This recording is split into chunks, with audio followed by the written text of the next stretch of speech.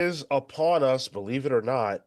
And it feels to me like the comic book industry is defining itself for this new era of readership. It feels like I can see both Marvel and DC talking specifically to its modern readership and how that's changing the game for readers.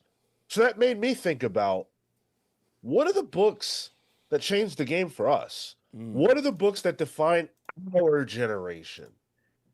And and am I holding on, or are we holding on to something that's not for us if we feel like these books that are coming out today are still a part of our generation?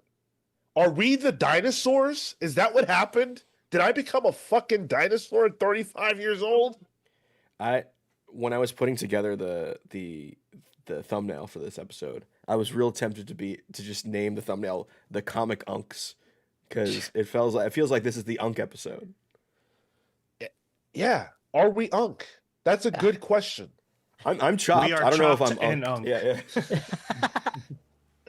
And to have the conversation, of course, we've got Marco, Celsius. Oh God.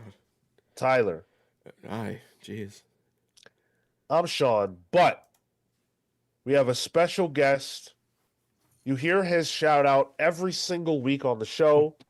You've seen him, one of the earliest in the rotation that we began last year. We've got Nightwing Stan himself. Chris is joining us. What's up, Chris? Good to see you, brother. What's up? Appreciate you. Really excited to be on, especially after seeing you in person on Wednesday.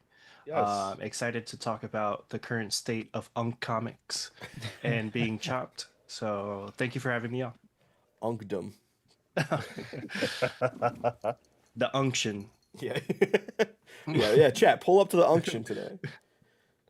Chat, what's up? It's good to see you all. Whether you are live or in the future, make sure you smash that like button. You know what I love to see? I love to see all the green names in the chat. That's what I love to see. And you know what? Something special is coming for you guys next week. All of the channel members, we're going to be doing a new episode, the first of the year, of Pen Pals for you soon. And there is a place on the YouTube side of things, a post exclusive for channel members where you guys can drop your questions for us so we can be pen pals together. And what I want to do right out the gate to get some new people, actually, no, I don't want to do it out the gate. I was going to say I want to give channel memberships out right now, but I don't want to do that. I want to wait. So if you're still here in 1 hour, then you will have a chance to get a channel membership.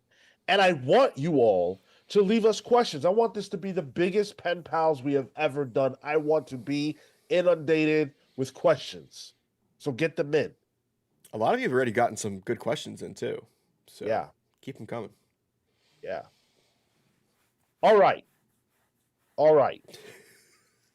Hey, Nightwing 4065 in the chat says, Nightwing Stan? Question mark.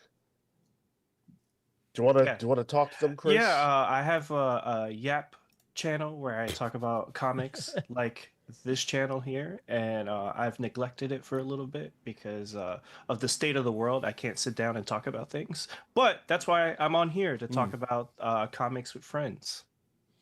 Love it. Love it, love it, love it. Let's talk about the comics that shaped us. So, first of all, because I don't know the answer to this, Chris, when did you start reading comics? I would say like the first comic book that I ever got is actually, I have it here somewhere. I think I might have showed it before. Is Green Arrow Quiver. My uncle gave me that. So Kevin Smith, Phil Hester, and then my first summer job. If you're in New York, you know the summer youth program. I worked at the YMCA and I used all of my money on my Metro card and comics. There's a comic shop I think called Rocket Ship on Bergen, like on Smith Street in Brooklyn. And that was around the time I think Dark Reign was happening. I became a huge Jeff Johns fan because that summer was also Blackest Night. So that was kind of like around the time I really got into comics. You said this word Metro card. What is this? Oh, it's something that we as New Yorkers used to do before, the Okay. government decided, they want to give us spyware in our Got it. in our All right. pockets and, overcharge us for the fare. But yes, I think also at the time, to kind of highlight, how we're unks. I think at the time, a monthly unlimited was like $80. Oof, Yeah, yeah, something back like in the that. day. So- Now Back in the that's day. Sean's just weekly poll. Yeah, exactly. That's the stack. But yeah, I was really into what was going on in terms of, I had like every Blackest Night tie-in from like the Superman one. And I think Dark Reign was going on around the same time. So that's kind of like where like my Marvel, like my actual comic shop journey started. But I started like reading, my first book was Green Arrow Quiver. Beautiful, beautiful. Chat. I want to hear from you guys. When did you start? When did you start reading? What was your first book? Are you of the old era or the new era? Because the books that Chris was just talking about are just shy of 20 years old. Because Chris is talking about like 2008, 2009, 2010, just shy of 20 years old. Tyler and I go a little bit further back, I think. A Well, I know I little do. bit. A little Yeah. bit. Yeah. I'm 20 years deep in terms of reading comics consistently. Yeah. That's fucked up, first of all. That's fucked up. That, like, you tell me Bendis's new Avengers was 20 years ago, I feel like slapping you. Don't even do what I've been doing, where I've been going back week to week, every week. I'm in 2015 now, Holy. looking at the books I've Crazy. read Crazy. and thinking. So I'm over a decade over, and I'm like, oh, Tom King's run just started on Batman. Just. And I'm like, damn, that was a decade ago? I remember when that was brand new. What are you guys So- talking about? The 80s was 20 years ago. Yeah. Well, Yeah, you're right. yeah. That's true. That's true. That's Yeah, right. Claremont's No, just no, came no. out 20 years ago, right? Yeah, exactly. Love that stuff. Kefis says first book is Robin 3 in 1992. What the fuck is Robin 3? It's Robin the the threequel. Third? What is that? I don't even know. The don't Tim even know. Drake erasure continues. The Cry of Huntress was a 6-issue bi-weekly series. Is that what that is? Yeah, it looks like it. Interesting. Chuck Dixon and Tom Lyle. Yeah. I love seeing the people in the chat whose names I don't recognize. Keep that shit up. If you're a lurker, it's 2026. It's time to break lurk. Do some new shit. Do something new. Break lurk for me. Today's the day. Today is the day. Let me see. Chris Chats Comics. First book I bought with my own money was Joker by Azzarello and Lee Bermeo in 2008. Let's go. That was a Ooh, phenomenal book. Yeah, that was a That's- Batman black label before that existed. Yeah, and also the worst compact comic you could buy. It's like the thinnest one. Oh yeah, Like, yeah. It's not a like bang the for your thinnest buck. one. I do love it. That book I actually read when I saw you. I had it in my bag. Like I always keep a You compact. keep that thing comic. on you? Yeah, I keep a compact comic on me at all All Me times. too. I keep one in my tote bag. So I literally in my shoulder bag I had Libre Mayo's, No and I way. still have my first printing of the hardcover.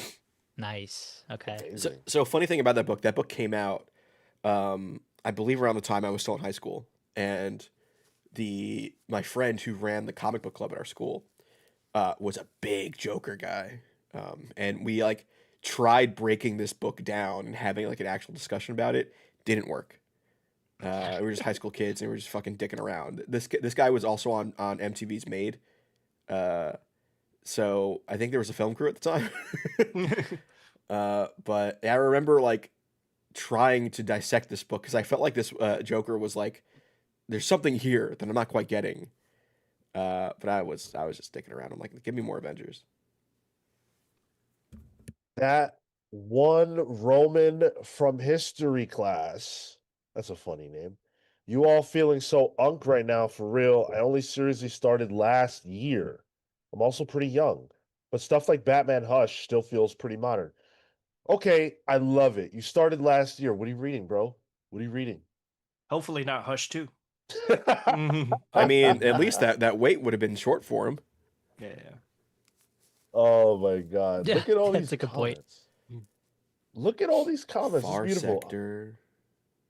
Holler and Matt bought Spawn 1 off the shelf. Let's go. Nice. Dang, dude. Man, that That's was only 10 beautiful. years ago. 90s. Make that man feel good. That was only 10 years ago. Don't worry about it, brother. I love the 90s. And now you can just pick up off any flea market at this point. Yeah, MZ Abrams. I only discovered comics late last year, and I'm 32. First read was Crisis on Infinite Earths. That's your That's that's homework. Wow. And you stuck with it? Impressive. Yeah, right. Welcome. I'm glad you're still here with us. Not that it's a bad book. I'm not saying it. I'm No, not it's saying a tough bad book. It's just tough to read. Yeah. For these unks, it's tough. Marco, you started reading a little bit later than Tyler and I. Not that much later, just a little bit. Yeah. It was more casual, picking up trades. I went in, I feel like the way a lot of people do, on the Alan Moore train, Watchmen, V for Vendetta. Then you get into the Frank Miller Batman stuff. You're like, oh, you know what? Actually, let's pivot into maybe some other comics. Obviously, Swamp Thing came up, and then I only started reading weekly books because of the Image stuff. So really, my journey would have started 2010, 2011 in the week to week. But before that, I was picking up things here and there. That would have been like 2008, I want to say. So it was a while to transition to, oh, let's find the shop and then let's go to the shop. And it's funny because the time you get into comics is the Image boom. So that explains your taste in a way. Everything, dude.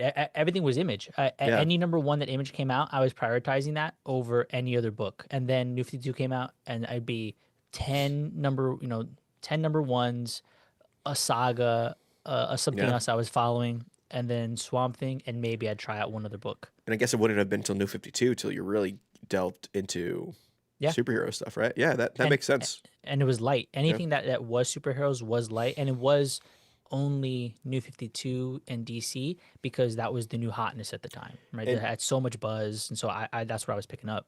And would more Swamp Thing have been branded as Vertigo at this point? Yeah, right. No, it was it was part of DC proper. So it was exciting for me because I always felt like the Swamp Thing stuff that I was reading was Vertigo, which had been kind of pushed to the side of mainline continuity, and so it felt like for me at the time almost like an embrace, like, oh cool, actually now my favorite character is back part of the fold, like I don't have to worry about Hellblazer being in the Vertigo world. Like, yeah, they interact, but they're not participants, but now they are. And so that felt like a coming home for me. Hayden's Hideout kicking us off with 5 gifted channel memberships. Love to see it, bro. Thank you so much, Hayden. Deuce Hud Solid, Crocodilin Terran, Good try. Murky Waters, Jetty, thank you, Jetty Tie, and H8 Jib, by the way. Shoutouts. Thanks, Hayden, for gifting the most unpronounceable names memberships there. Appreciate it. It's beautiful. Is it unpronounceable or was it just Marco reading? That's a good point, too. Somewhere in the middle. Yeah. Because I don't know what you were doing with Jedi Ty's name right there, but Yeah. Well, he's a Jetty robot, T- so he saw a TY and he assumed autocorrected. Right, autocorrect. So thank Jetty, you. thank you. Jetty, thank you. Hayden, I'm Atomic gonna need Owl you with to the- gift Hooked on Phonics to Marco. We have the comics bucks now to afford it. Yeah, so get you we some might have Muzzy. to. Atomic Howl with the $9.99. Sean, you don't have Robin 2 box set of issues 1 through 4 with holograms on the cover. I will put a pic on the Discord. Not only do I not have that, I didn't know it existed. I'm shocked that it does, and I actually do want to see it. But Atomic Hound's $9.99 kicks off super chats for today. We are 1 out of 10 towards the GOAT game goal. You guys have never, ever, ever, ever let us miss. I love that. Let's keep it going all through 2026. Thank you, Hound, for kicking us off. Now, hold on. We got to highlight Matt H's comment real quick before we continue on with the conversation. No. What did he do? What did my man do here? I was responding. He said, quick shout out to Marco the Watcher. Your hub talk last week had me laughing. Thanks. Yo, it's a picture of Marco as the Watcher. So Marco with the baldy, which is hilarious on its own. I don't like that. Wearing a hub shirt underneath the Watcher's robe.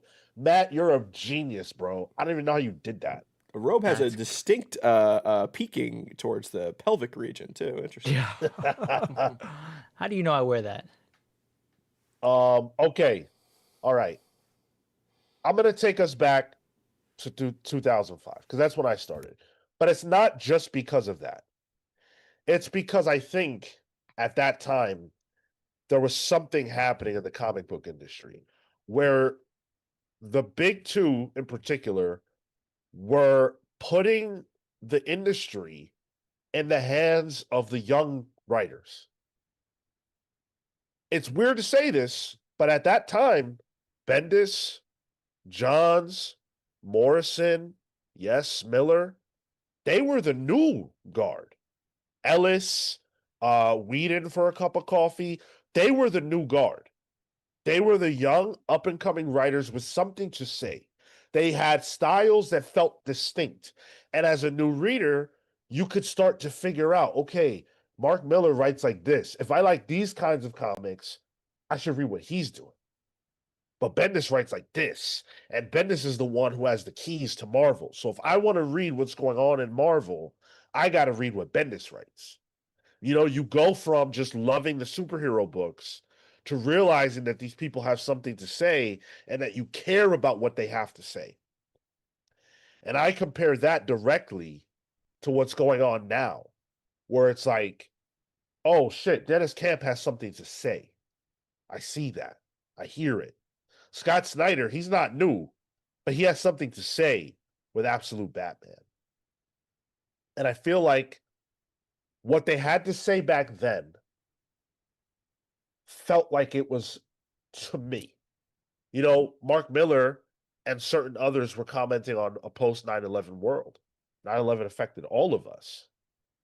And here are comics that are directly discussing what I'm feeling. I didn't know comics could do that. I thought all you could get out of comics was superheroes beating up supervillains. I didn't know that they could say something. I think that's the most exciting part about like the realization of going from, like you said, following the characters that you like into the writers, because then you recognize how they use the characters as like tools, right? They're vehicles for what it is that somebody has in their mind. That was very much my process with, again, more Swamp Thing. But then moving forward into that, you're right. Scott Snyder had something to say about Swamp Thing from a horror lens. Like he had that in him to be able to put something out for us, right? And so that was the way in for me, and the way that I think I transitioned into weekly at that point. Scott Snyder was the name at that point as well. Dan Abnett for Jeff Johns. Like all these people were hot and were doing things to bring us into the real. Yeah, and today, I think it's good that you brought up like Dennis Camp, because I think particularly like his writing with like the Ultimates, it's really about like us, future stolen from you, and I think that's very like pertinent, especially like for people our age and also younger. So I think that's why the Ultimates work so well, and there's some other books that he's doing like assorted crisis events that kind of deals with a lot of the same things. So I think that's why a lot of the newer stuff is resonating, and I'm really excited to see what Vertigo looks like and sort of like those crop of books and how they speak to people. So I think it's an exciting time, for Unk. But that's the interesting thing, right? Is that the Ultimate Universe specifically, and Absolute in its own way, but Ultimate specifically feels like it's in conversation, not just with the original Ultimate Universe, but I feel like it's in direct conversation with us. In that it's about, like Chris said very well, it's about that stolen future, and it's about the frustration that comes with feeling like the world was supposed to be your oyster, and the world was our parents' oyster in a lot of ways. And for us, we come into it and it's like, whoa, what's all this shit we got to handle? That's a message that feels very targeted to people who are 30 right now. Yeah. 30 and, between 30 and 40 right now. And yet, I also feel like a lot of people who are younger than us are also connecting with the message that Dennis Camp is sending, because those people are looking around at the world and saying, whoa, not only did we not do this, but 2 generations ahead of us, you guys fucked up. They're even looking at us and saying, hey, what did you guys do? Why didn't you do anything about it? We said, whoa, wait, we're disenfranchised, bro. So it feels like the messaging is not just us, but it's the generation coming after us. Yeah, I think stuff like Dennis Camp's Ultimates currently is you're right, is a direct calling out of the generation that did Civil War, Marvel Civil War. Both in terms from like an art piece, but also it's like, no, you guys, that was a discussion of like post 9/11 counterterrorism, which is not how I read it when I originally read the book. No, that was Iron Man fighting Captain America, and it was cool. But once you can kind of actually break the book apart and get into it, like Dennis Camp's talking about, like because of that and the world existing in that way, we have where we are now. But it's interesting you say that, like, at the time you were just looking at it as, oh, cool, Iron Man is fighting, the bad guy. I was right? a sophomore in high school. Yeah, I was. But I think to that point, and then tying into what Chris is saying too, right? Like, yes, that his camp is saying something right now for the disenfranchised, for our generation, but then you're gonna have somebody who is in high school who is just picking this stuff up, who maybe doesn't have the experience set in comics, or is somebody who's just here for the funny books of it all, and they're just getting a good story out of it. And I think that's the marker of successful story writing, is you can talk to a generation and have something to say, and you can talk to another one and it just be fun until they're old enough to be able to relay back to the fact, like, oh wait, I can come back to this and there's substance here. There's materially something here that I need to be able to understand so that I have better context moving forward, but also looking backwards. Yeah, it's got to work on both fronts. And I do think the current generation has the benefit of social media. As I was saying those words, I recognize that maybe that's not really a benefit, but it is a benefit in the terms of like people can break this down on a Twitter post and you can read it and you can understand that. I didn't really have that for Civil War at the time. I'm sure there were forums at the time that I probably could have gotten into, but I was too busy on Neopets. So yeah, but that goes back to sort of like like we're kind of like the last chopper out in a lot Oh, stop it, bro. There's some people that you should be able to experience these things without someone in your ear complaining about something or any of these things. Like I was thinking about this because I'm a parent. Like when I was younger, I was able to enjoy the Powerpuff Girls and have a character like him in it without like being on YouTube and someone complaining about that being woke or something like that. Yeah. I think, but going back to the Ultimates, what I think is really sort of like pertinent about that book, and I really enjoy it, and I think it also applies to a younger generation. If you look at like again, people coming up now, like the unemployment rate for people that come out of college is as high as it's ever been, so a book about a future sort of stolen from you. And again, what we were doing, we were playing Neopets, filling out BuzzFeed I was hacking quizzes Neopets accounts and stuff like that. So it's like, hey, like for years, people like, you should have a fulfilled life where you're able to go outside and instead of being online, talk to your friends about a comic. Hey, read a comic at a cafe or whatever. But because of the current state of the world, it's almost financially impossible to open a new comic book store. It's impossible to maybe take a job at a comic book store. So there's all these things. Yeah, there's all these things that I think that book really like taps into, and I'm glad that it's doing that at that scale. And I think it is getting to a point where, hey, like this is something for a new generation that they can have instead of us, still talking about the new 52 Batman like it came out yesterday. It did.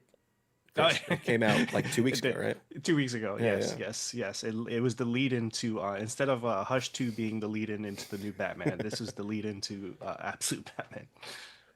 I want to stick on that new 52 Batman for just a moment. I've seen more than one person more than one person say that they started reading comics with that book.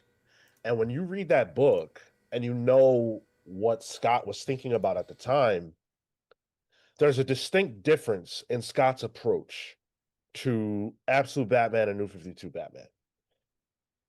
And this is my opinion on what he has said. So he has talked about how during the New 52, he was becoming a new parent.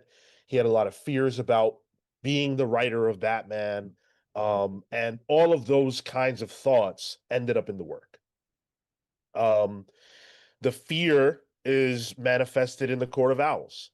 This idea that Scott is writing Batman and he's coming in with full confidence, full of piss and vinegar, and he doesn't know what's waiting for him underneath the hood.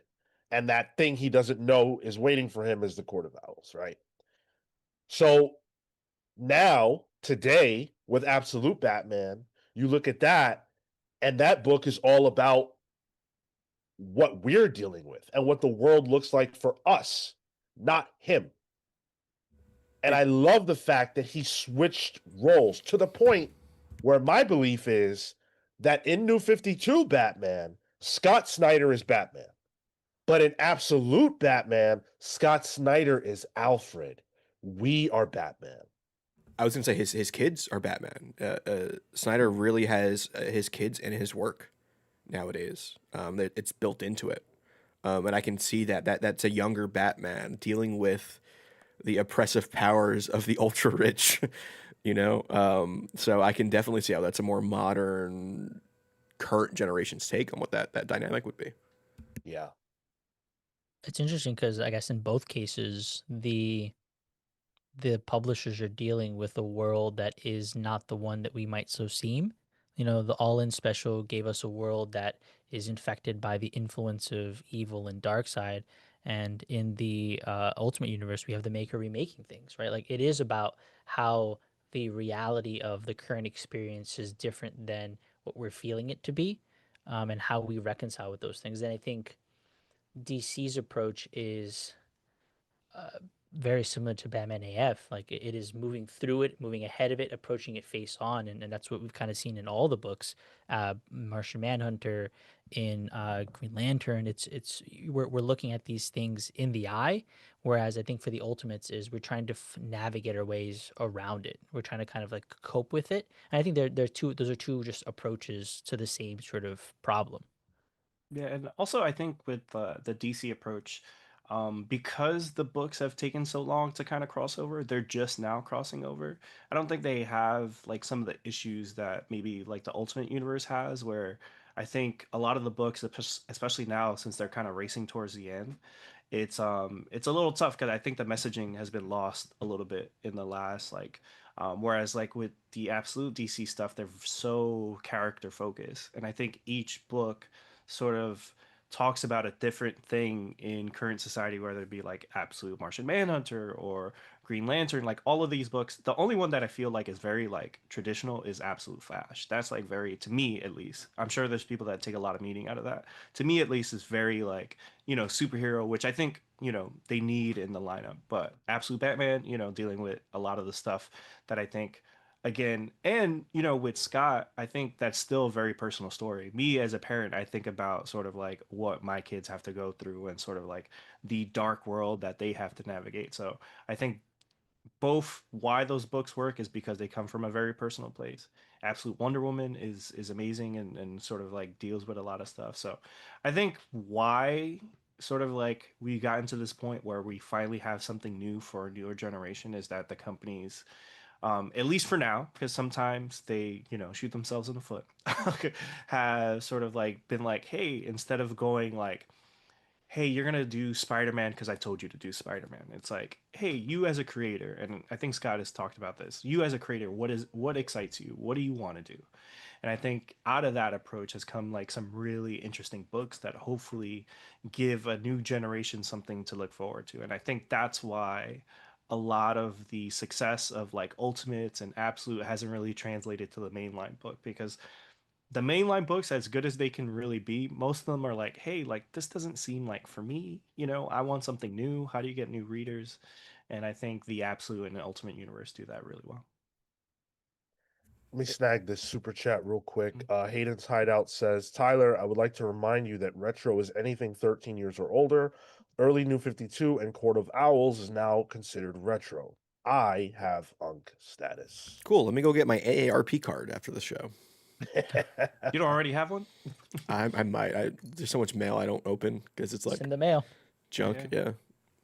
And it's funny, like we talk about like this stuff, like I think of like Dennis Camp and even Absolute Martian Manhunter, and I look at that book, and that book wouldn't exist if it weren't for the metatextual creators that were around when like nothing against Dennis Camp, but I see Morrison in Dennis Camp at some points, especially with Absolute Martian Manhunter, playing with the medium and playing with the history of the character, adjusting it, and then playing with like the idea of what a comic is.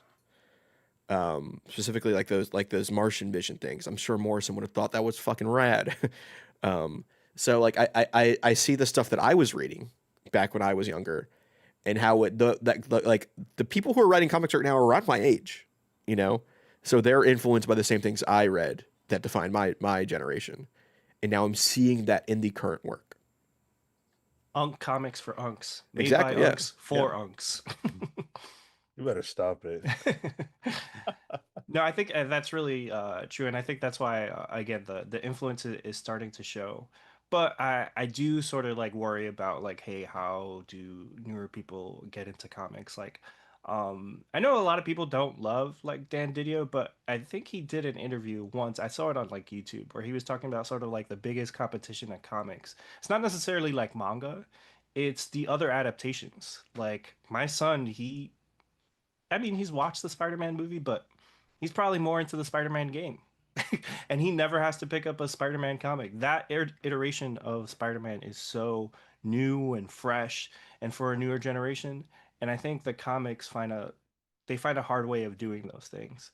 And I think manga, and I hope the Absolute Universe, like one thing I'm really frustrated with DC and also Marvel is like their licensing department. Like why don't we have a Absolute Batman figure? Where is the merch? Where is the the t-shirts that kids could wear? We only just got them announced. And it's those hot toys. Yeah. Those are hot toys. Those are for us. Those are for people that have like high disposable. Even for us, we don't have that disposable income anymore. I don't. So it's I think they sort of like dropped the ball when it comes to that, because also I think a benefit of like when we were growing up is that a lot of particularly like the Marvel stuff was the animated series were all to sell toys and comics. So the adaptations of those animated series were storylines from the comics. So if you went to a comic store, you'd be like, oh, that's Spider-Man. The same way kids now, they'll watch an anime and then they'll go to a bookstore and be like, hey, that's the book I want to get. So I think they're still like as good as the books that are coming out are. I think there's an opportunity to kind of like, hey, like if you really want to get those new readers, you have to sort of like even go further, and it's not going to be blind bags.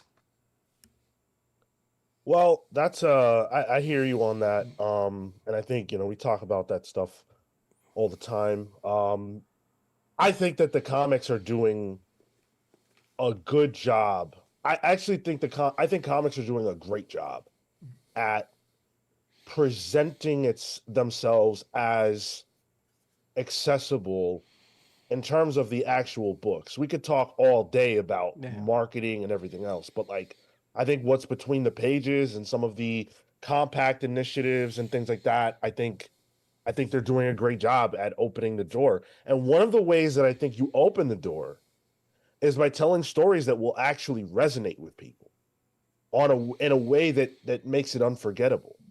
And I think that to make something unforgettable, it has to, at least for me, I guess, hit me on an emotional level. There has to be some kind of tether.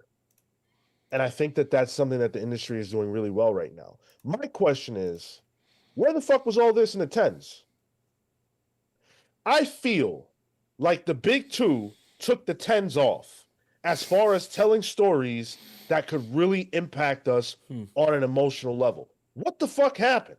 Other than Secret Empire, which I actually thought was about something, and everything that Nick Spencer was doing that people really wanted to burn that man at the stake for. I thought that was good. Other than that, I don't know where the hell Those kinds of stories went. In a lot of ways, I feel like they went outside the big two. In a lot of ways, I feel like they went to Image. Mm, yeah, yeah, and to that point, that's where I came up, right? Like I came up through that avenue that was weird and quirky and sci-fi because of the stuff that I picked up with Vertigo, right? And the whole creator boom there with everybody going over. I feel like starting with Brian K. Vaughan, really making a name for himself. Uh, Matt Fraction with Sex Criminals, like you had all these big writers go and put their creative energy and focus into books that would have otherwise wouldn't have been otherwise. They had the opportunity, and within stuff like New 52, as somebody who was just joining, the events and those things I think solidified for me as, oh yeah, those are rad. Like I Forever Evil, Throne of Atlantis. There's a lot of material there that I found fun and enjoyable, but as one does read more and grows, as much as that was my generation of like comics, you start to learn and appreciate, especially if you have a diversified reading, and in this case, having more indie, that's like, oh, that wasn't bad. But you start to be able to recognize, oh, actually, we're hitting a really good stride. And that's where I feel like we're at with the current all in stuff, what's going to be happening with Next Level and with the absolute work is you're able to recognize your generation as your generation of coming up, but once you're in it for a while, you can start to see the quality fluctuations. And you're right, it was an Image. I think there was some stuff though at the big two for it. I just think you kind of had to find it. Yeah. Like I think about like because I'm in my backtracking. I'm in like the middle of the 2010s right now. I'm in like 2015, 2016, and like there was stuff around that time for sure. I think of the who was on. Like this is during like Tinian was working on some Batman stuff. I think like the Eternals stuff. I Eternal think Batman? Batman Eternal, like the weekly Batman Eternal, thing. yeah. But like Hawkeye was around this time too, and I think Hawkeye had a lot to say, but it just wasn't your. It was like B tier, kind of Marvel stuff. I think like a lot of the stuff wasn't in Avengers. That was just like really just like let's just do superhero stuff. Oh, Sean broke somehow. Okay. Let's see. Let me fix that. Okay. Yeah, so I think like stuff like that is there, but you kind of had to look for it a little more. The ones I think about are like because around this time too, was like, especially with Marvel, because I was mostly a Marvel head at this time. This had a lot of like you can see the inner workings of the business behind the scenes, which I think distracted a lot from it because that's the problem. Yeah, I think when it goes to the 2010s, I think there was a lot of attempts at movie synergy that never really materialized. And also particularly like with Marvel, I think they're trying to set up the future of the MCU. They're like, all right, like how do we create new characters and new stories for them to adapt, or even doing like a Civil War or two and stuff like that. So I think it wasn't about, hey, like, whereas now we're in an era where I think a lot of, particularly like what Scott Snyder has talked about, is like the reason he left DC was a lot of sort of like that corporate infighting and sort of like what was going on there. And now that he's come back, he's sort of made an effort to be like, all right, like how do we make this about the stories? And I think the 2010s, there's a really great, YouTube video, documentary, book to be written about sort of like the failures of the companies to kind of like really set themselves up for success and to use the energy of the movies to bring in new readers. I think the New 52 obviously is really cool, but then the movies floundered. So I think that in both companies it was the opposite. Whereas like the MCU was surging, Marvel Comics was kind of like floundering. And it's like whereas like DC, some of the comics were getting really popular, and then the movies never really materialized. But yeah, like the one that jumps out to me is the Inhumans taking over the X-Men. Mm-hmm. Oh yeah. Or just Fantastic Four ending, stuff like that. Sure. Yeah. Like there, because I'm looking through it, and like at a good point until like 2019, League of Comic Geeks has like your most read characters, and like Ben Grimm and Johnny Storm were high up there for me. And now they're gone because there's just no Fantastic Four books in this era. The Inhumans, I know people hated that Inhumans era because it really put X-Men like third fiddle, not even second. Asleep, dude. But the problem is, like, a lot of those Inhumans books are good, and I think you like, even though it was like a weird time, I still think there was good stuff during that time. Well, Kamala Khan, you know, like Yeah. now, like, Yeah. you know, and now the opposite is true, is like where they've tried to, you know, pigeonhole her into the mutants. That's kind of been a failure. So I think there's always going to be good stuff. Like even in the worst era of comics, like, you know, like when people complain about the 90s, there's still a lot of great stuff Yeah. there. I think a lot of times, and like you said, if you look there, there's, you know, that's how Robert Venditti came up. Robert Venditti's like Hawkman. I even argue, like, I love his Green Lantern. I agree. I think Yeah. it's sacrilege to say any Green Lantern is better than Jeff John. But like when I read his Green Lantern, I almost said it. I was like, I can't say this because I grew up on Jeff John's Green Lantern. But there's a lot of good stuff. It's just like you said, I think the 2010s are definitely defined by corporate synergy that never really like materialized. And I think they're still trying to like work through those things, especially Marvel, because, you know, it's like, wait, you know, let's have like 3 Captain America books, Yeah. relaunch them. And now the movies are like, they were gonna go forward, now they're going backwards. So even the comics have sort of gotten to that place a little bit as well. But yeah, I think that era is definitely defined by corporate synergy, and I think the books definitely reflected it, and that's how Image was able to capture a lot of that energy and give us some really classics, and, you know, again, define a generation of comics.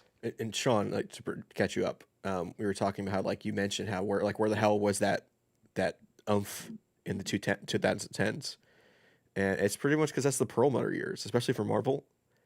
And I think like one of the most emblematic, I think, sections of that was Axis, and then Rick Remender's exit from Big Two Comics. Rick Remender was the belle of the ball at the time. You know, Uncanny X-Force was phenomenal, but it's an X-Force book. Like, it's not even X-Men proper. So even then, like, the good stuff was like a little hidden. He kills on that. They give him an event book that is overwrought with editorial interference, apparently. And then it leads to him leaving. But then, like, he gets to continue Black Science in there. He gets Giant Generator at Image Comics, you know. So that stuff is being told outside of those big 2 books. Yeah, I think what you guys are saying between the panel and chat is accurate as far as, like, you know, the corporate synergy aspect. I mean, Marvel's response to the response of Secret Empire was just disgusting to me. It was so cowardly, and, you know, I feel like they let their creators hang out to dry with that one. And I remember being so frustrated. Like, where's the Marvel that I grew up with? Where's that boldness? And I think if you look at Civil War II, and I don't know if I won't look at Civil War 2. Fair enough. I don't know if Bendis was hogtied. I don't know anything. I have no knowledge about that. But compare Civil War II to Civil War One. There's no comparison. I think we'd like to, like Hush 2, we will pretend there wasn't a second one. For sure, but like the art's good. Yeah. I don't want to just dismiss it. I actually do want to look talk at about it. Yeah. Because I think that there is something there. Civil War One, whether you like it or not, was a book that was about something that was happening in our world that was plain as day. And at least for me, I was living on the forums. So even at 15, 16, I'm reading this shit and going, wow, there's a lot here. And then you read Civil War II, and it's like, okay, Bendis was trying to say something about surveillance or whatever. Yeah. But I think the good thing about Civil War One is that its message is so baked into the plot of the book, that they're almost inseparable. So much that you might not even see it because it's so like. But with Civil War II, it felt like it needed to have a message, and you see that rather than it being part of the story. It completely, like, I think, fucked Carol Danvers over, especially since she was at her prime right before that in terms of, like, the comics, the Carol Corps and all that. And it made her this, like, proactive counter-terrorist, a police state person, and it just didn't work. I think the art was really good, but it was just tonally, it was so off from the rest of the line too. It was like dark and disgusting. Yeah.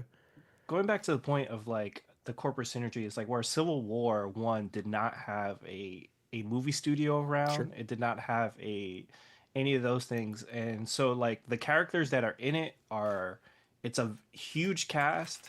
Yes, like Captain America and Iron Man are at the center, and Spider Man, but you can tell with Civil War two, they're like, all right, like who's in the MCU right now? Who do we need to like prop up? How do we create new stories for Yep. this new business we have, this new synergy we have? And I think that's the problem. You see that. You shouldn't like read a comic and be like, oh, this is what they're trying to do with this character to kind of like prop them up. You should just be able to read it and take the message. And like you said, it did the opposite of what they were trying to do. Like, Carol Danvers as a character who had a lot of momentum. I have not fully read Civil War 2, but I know there's some people that feel like that kind of broke Kamala as well. So you had like two characters that walked away from it that really had some really good momentum, and they're not in a good spot anymore.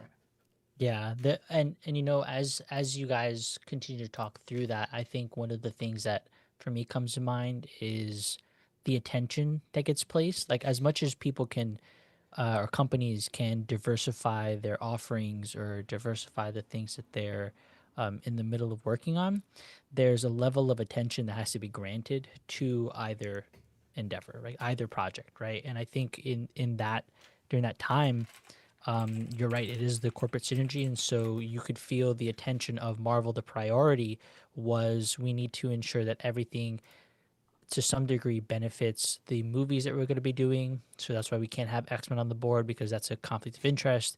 We have to push the Inhumans because we have to get over a new product. We have to ensure that things tie over. And so the attention wasn't on comics, right? The place where the intention was on comics was in that indie space. And now I feel like we have the inverse where Marvel, I don't think still gotten as far away. I think they're still trying to sort of separate and split that attention between comics and the Ultimate, but still making Kamala a mutant, right? And so like we're still trying to make those things work, but I think now for DC the attention is almost myopic. They are laser focused on the comics, and somebody else is handling the movie. Somebody else is doing the thinking for that stuff, and I think they have a plan. That's been the biggest thing is attention leads to good planning. Good planning leads to good execution, and that's what we have now. We're enjoying the labor, the fruits of those labors of good execution with good creators. We've got a 4.99 super chat from none other than Atomic Hound. Thank you, brother. Who says Chris brings up a great point. Even in downtimes, there are good comics. Like Future State gave us Supergirl Woman of Tomorrow and started PKJ on Action. And I want to say that my bringing up the tens was not, I wasn't saying that the comics sucked. That wasn't the point of what I was saying.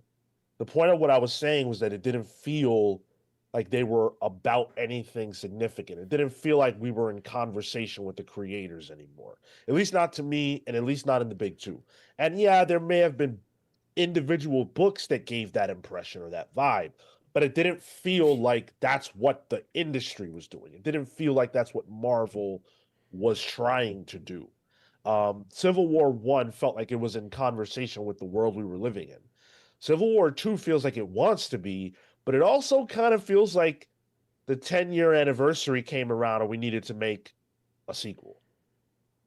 More than feeling like it needed to happen because story justified it, feels like financials justified it. And that doesn't feel good at all. When people say corporate comics, that's what I think about. Yeah. Oh, because this event has its anniversary, we have to do this. Not we've reached a place where this makes sense. And if you want to do Civil War 2 and you want to make it feel like it matters and bake all that stuff into it, fair play. But they didn't even do that. It kind of comes out of nowhere, and it has a sort of tangential relationship in Inhumans, where like he's like the what is his name? Ulysses? Yeah. Yeah, he was like the impetus for this conflict. Yeah, it's a weird book, honestly. Yeah, I remember when it was announced, I was like, "What the fuck?" they have I they was have like, there was nothing in that, like at least in the first one, like when I think of a sequel, and I think this is kind of like the problem that DC's running into with like Hush 2. You're like, I didn't really see a 2 in Civil War. I didn't see well like, well, kind of, but until the year also 2026, where Civil War 2 makes a lot of sense. it makes a lot of sense, Yeah. So we're gonna get a second Alex Garland movie too. Oh boy. And also the fact that Iron Man is at the center of it again. I think that's another issue where it's Yeah. like, hey, like, didn't you do this like exact thing before? It would have been much more interesting if they put someone else at the center of it with Carol, but it's just such a weird book, and the only way it makes sense is like, hey, your boss told you this has to happen, and you have to make it happen. I don't care how it happens. Like, it has to have this character and this character, and it also has to be called Civil War 2. However It's you make that happen, do as you please. And that's how you sort of get a lot of these weird like books that were happening in the 2010s. Whereas now I think like because I think DC benefits from the fact that there's a little bit of like instability when it comes to their corporate structure because it's like okay like they've been sold like 3 times in the span of like 6 years, so there's no real corporate mandate. And then Marvel's kind of benefiting from the movies not doing so great, but I think a lot of the bad habits that they developed during the 2010s are still there. It's like, yeah. hey, speaking of, seeing Sean at the comic shop the other day, I'm so confused when I'm in the Marvel section. I'm like, wait, this is Marvel Rivals 1? I thought last week had a Marvel Rivals 1. This one's Ignite. This one, both of these number ones have Luna Snow on the cover. Hey, which Jeff book am I buying? There seems to be 5 of these. Which one's the Yeah. Marvel Unlimited? No, you're Which right one's in every the sense. Yeah, it's just like, hey, like, it's all these like weird schemes. So it almost again makes no sense where it's like the only way it makes sense is like, hey, we have to make this book. Like someone told us this is what we have to do. We're gonna do it. I love that the Ultimate Universe has been birthed over the last few years. PKJ's Hulk is amazing. And I've liked some Marvel books, but it seems like again some of the stuff that they do, in terms of their corporate structure, or the way they have to go about things, makes it really hard to get excited. And now I'm really liking Captain America. Captain America is really great by Chip Zdarsky, Yeah. and I'm excited to see what comes from Armageddon. But yeah, those 2010s, which were yesterday, um, bad habits of like Marvel seem to kind of continue, which is frustrating. Common Sense with a 4.99. What is your favorite new human that isn't Kamala Khan? Mine is Haichi. Shame Johnny Storm never trained Inferno. Johnny too busy risen Medusa. Why Riz Medusa when Crystal's right there? He's rizzing his sister-in-law. That's Well, I would love to riz Medusa, but the problem with that is that she is the wife of somebody who could whisper and I would be deleted. So I'm gonna make my moves elsewhere. I'm gonna leave Medusa alone. to answer your question though. Mine is Reader. Reader was an Inhuman who had the power of whatever he read would become real, but he was blind, so he had like this stack of Braille cards in his pocket. So like a one card would say fire, and he would just read it with his fingers, and then fire would come out. And he had like a seeing eye dog too. It's cool. Oh, so it was like a blind gambit. So convoluted. It was a little convoluted. There was one guy that I hated in the New Humans. His name was Flagman. He was just he kind of looked clowny, and he just was made of flags. He just had a bad power. Sounds like Danny DeVito's Trash Man. It was worse. Honestly, it was worse. Trash I Man. do recommend Charles Soule's Inhumans run though. I think that's a lot of really good stuff there. I'll check it out because I'm not even gonna pretend I have a favorite Inhuman.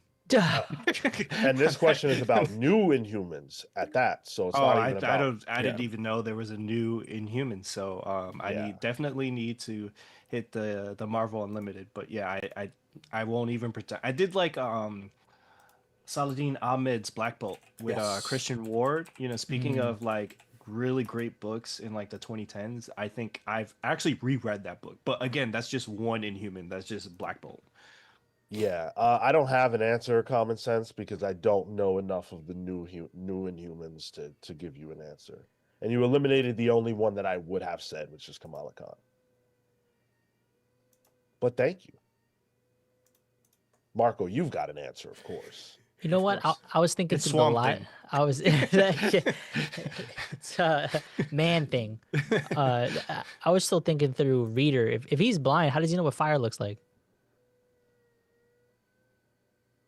Hey man, you're asking a lot of questions. He knows what fire feels like, and he knows it's bad, and people can tell him. Like it's not Plato's cave. Like he still exists within the world. Some of the things that get said on this podcast make me want to bash my head into a wall. That was one of them today. I mean, that's what keeps you going, you know. It's not. Really not. You know what I do subsist on though is likes. So let's get those likes up. We've got over 100 of you hanging out with us. Thank you for that. Subscribe to the channel if you're not subscribed. We want to get to 10,000 subscribers this year, which is a huge goal because we are at 6.2K. So we've got a long road ahead of us, and you guys have to help us get there. We're also 4 out of 10 on our goal, so let's get that going as well. We've got some time. So let's get us there.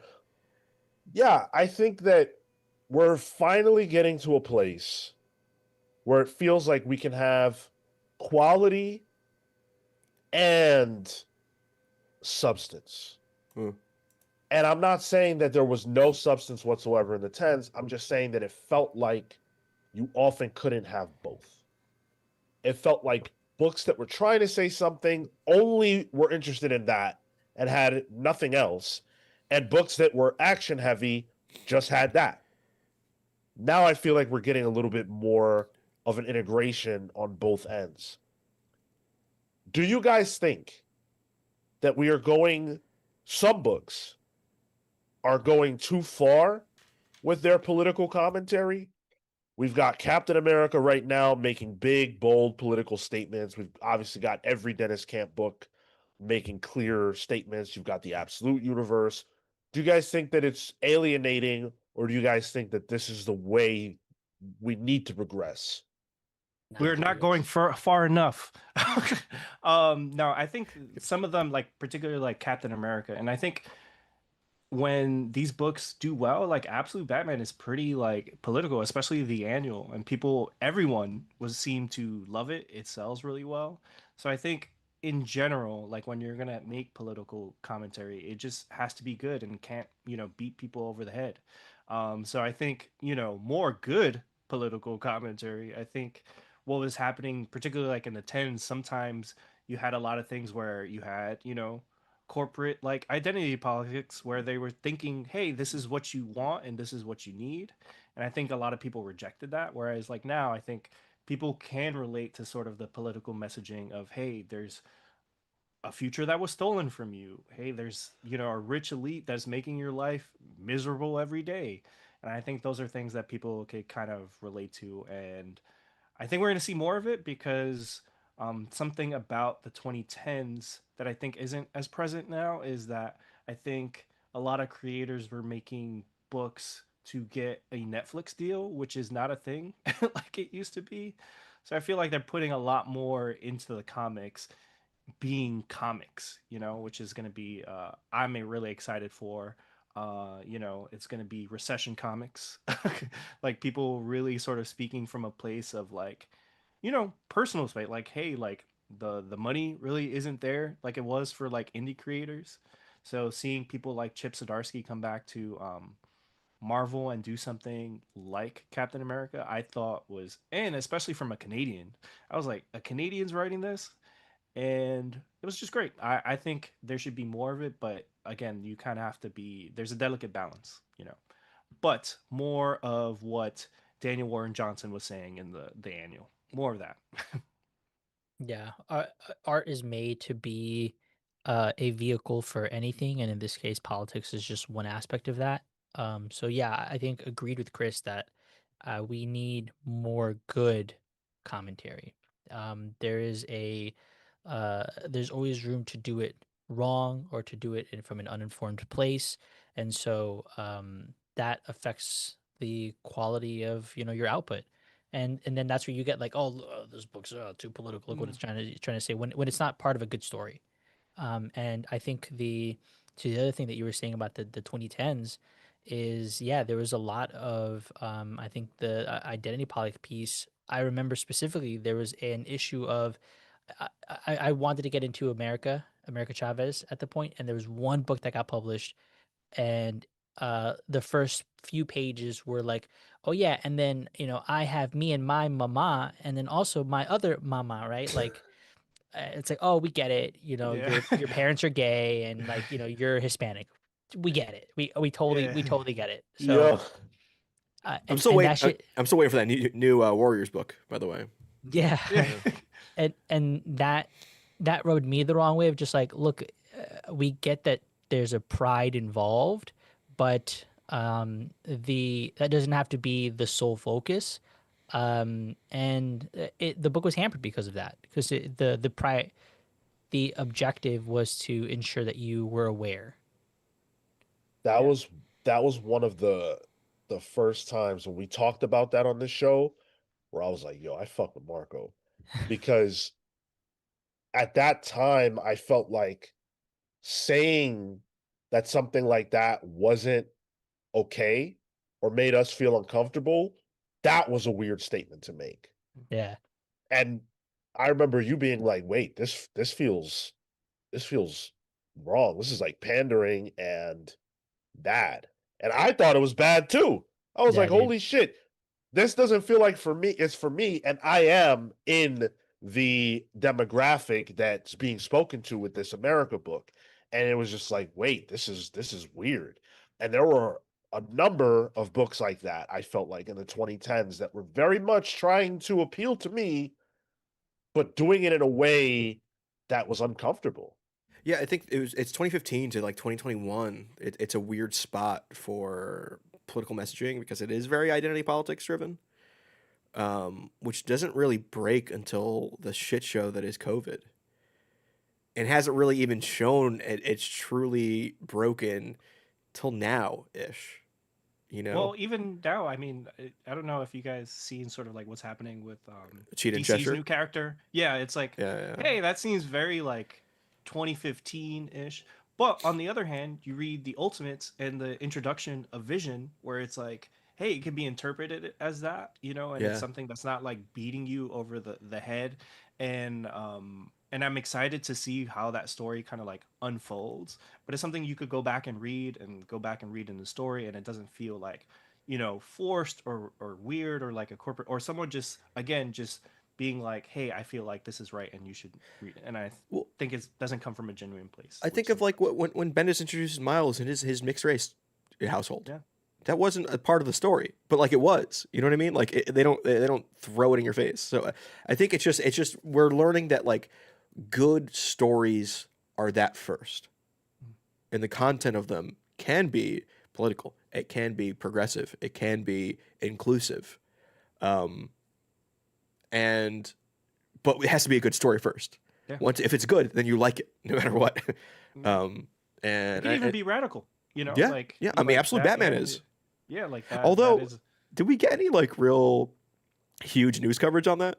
Surprisingly, no. I feel like no, 'cause outside of people like comics. Batman. Yeah, I It's, guess so. Yeah. there's also like again going back to sort of like the pains of social media, and I think what makes you guys so special is that you've created this panel and this space where you can kind of have genuine conversations about it, like be angry but not talk from a place of like, hey, it's like, is it the end of the month, is your YouTube check coming in or something? Because yeah. I think it happens all the time, and I think that is like sort of like the frustrating thing about like grifting now is like you could see it like even with the last Assassin's Creed game, it's like it came out, it sold well, the game was good, people stopped talking about it.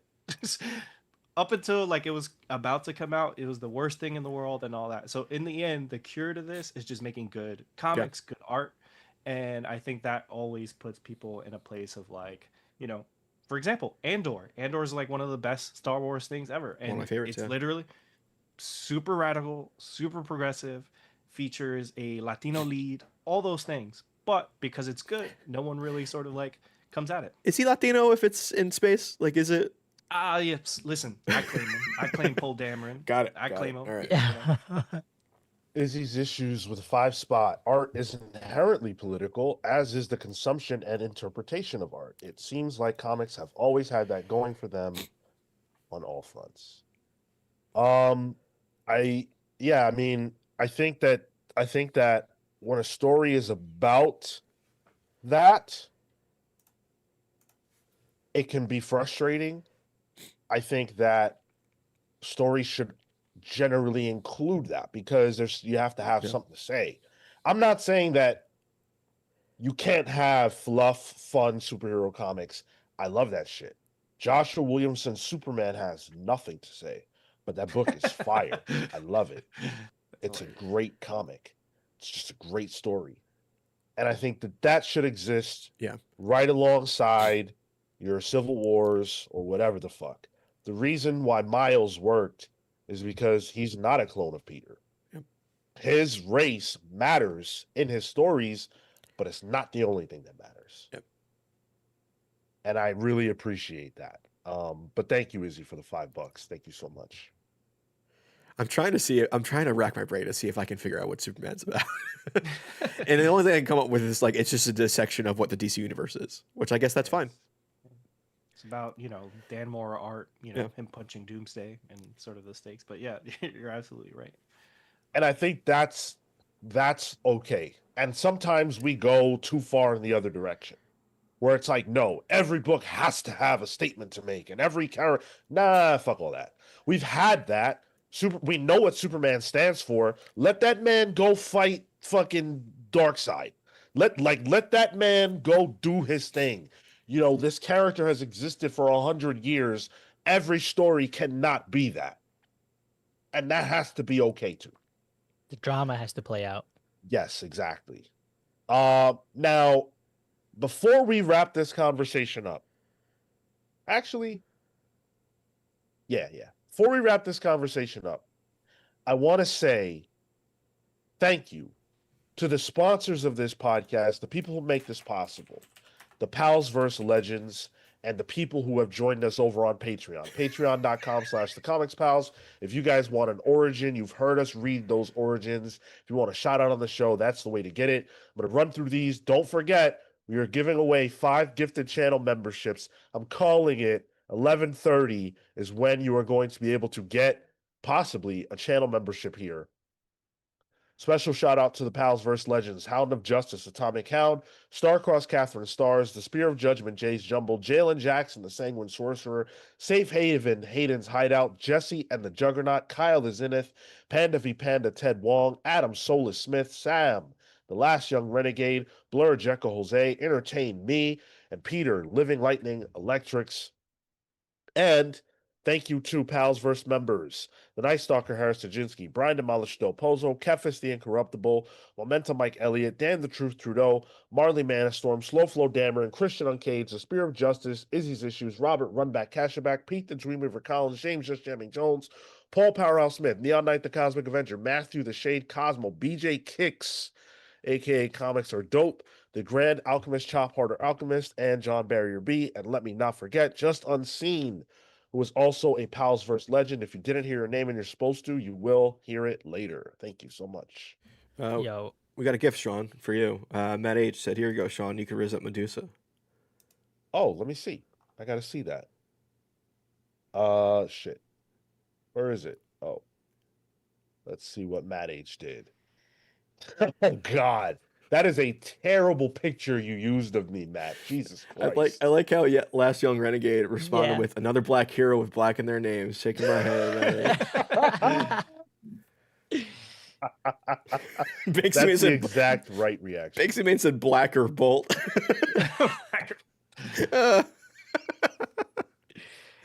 Yo.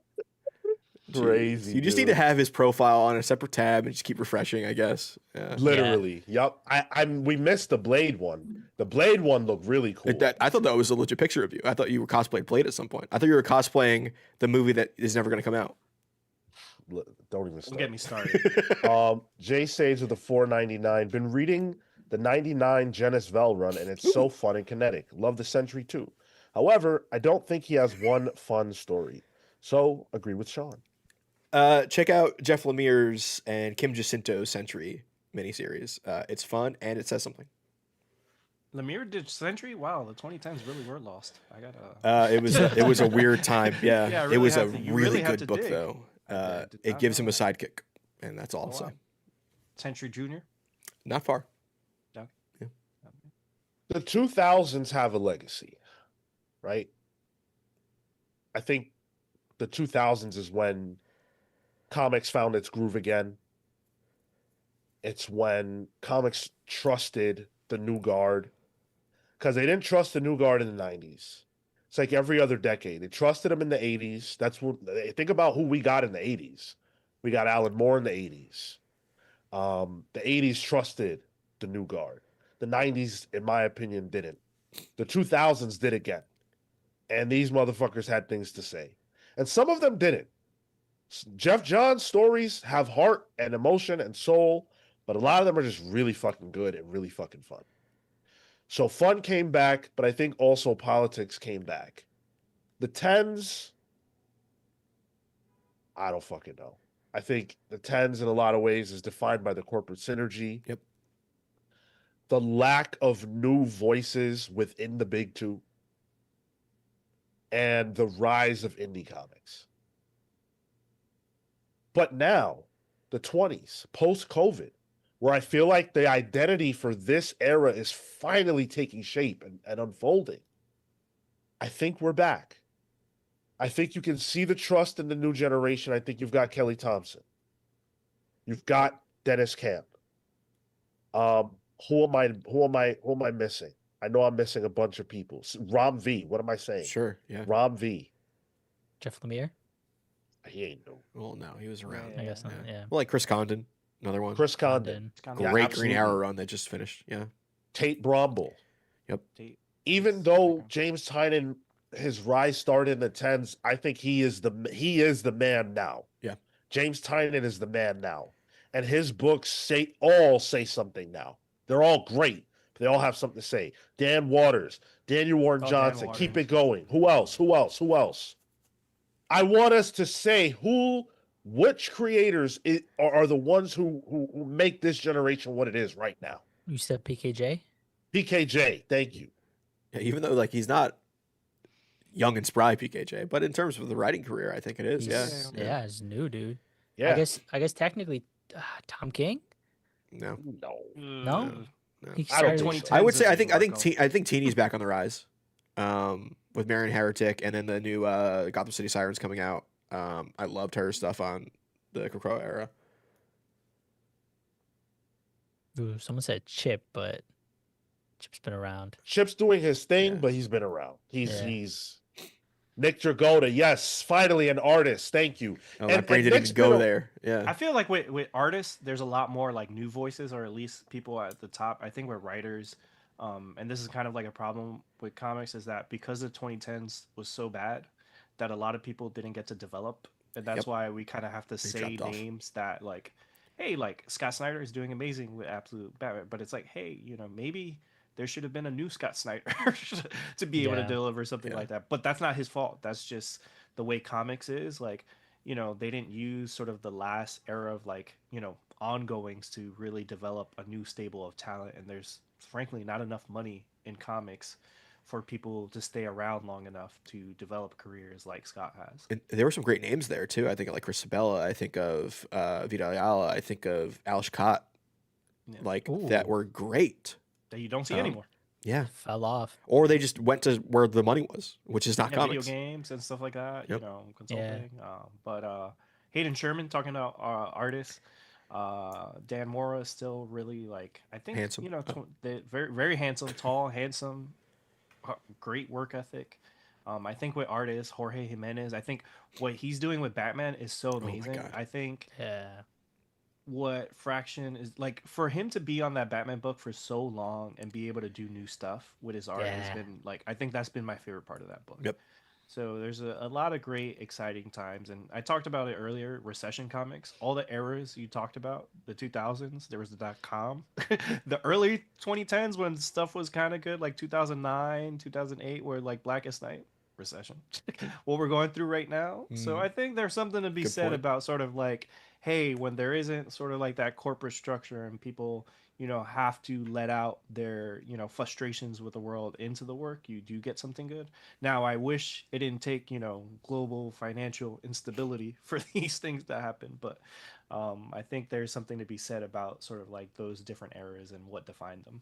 Well, let's keep the shouting out of creators going, because that's how I want to close this. Oh, Uh, Junie Ba's amazing. Yeah. Boy Uni Wonder. Ba, That's Wes Craig, I see Monkey that. Schmeat. Nicole Maines. Al Nicole Ewing. Maines. Al Ewing is a good one. Uh, Even though he's been around for yeah. a while, he was kind of sneakily around in the those mid.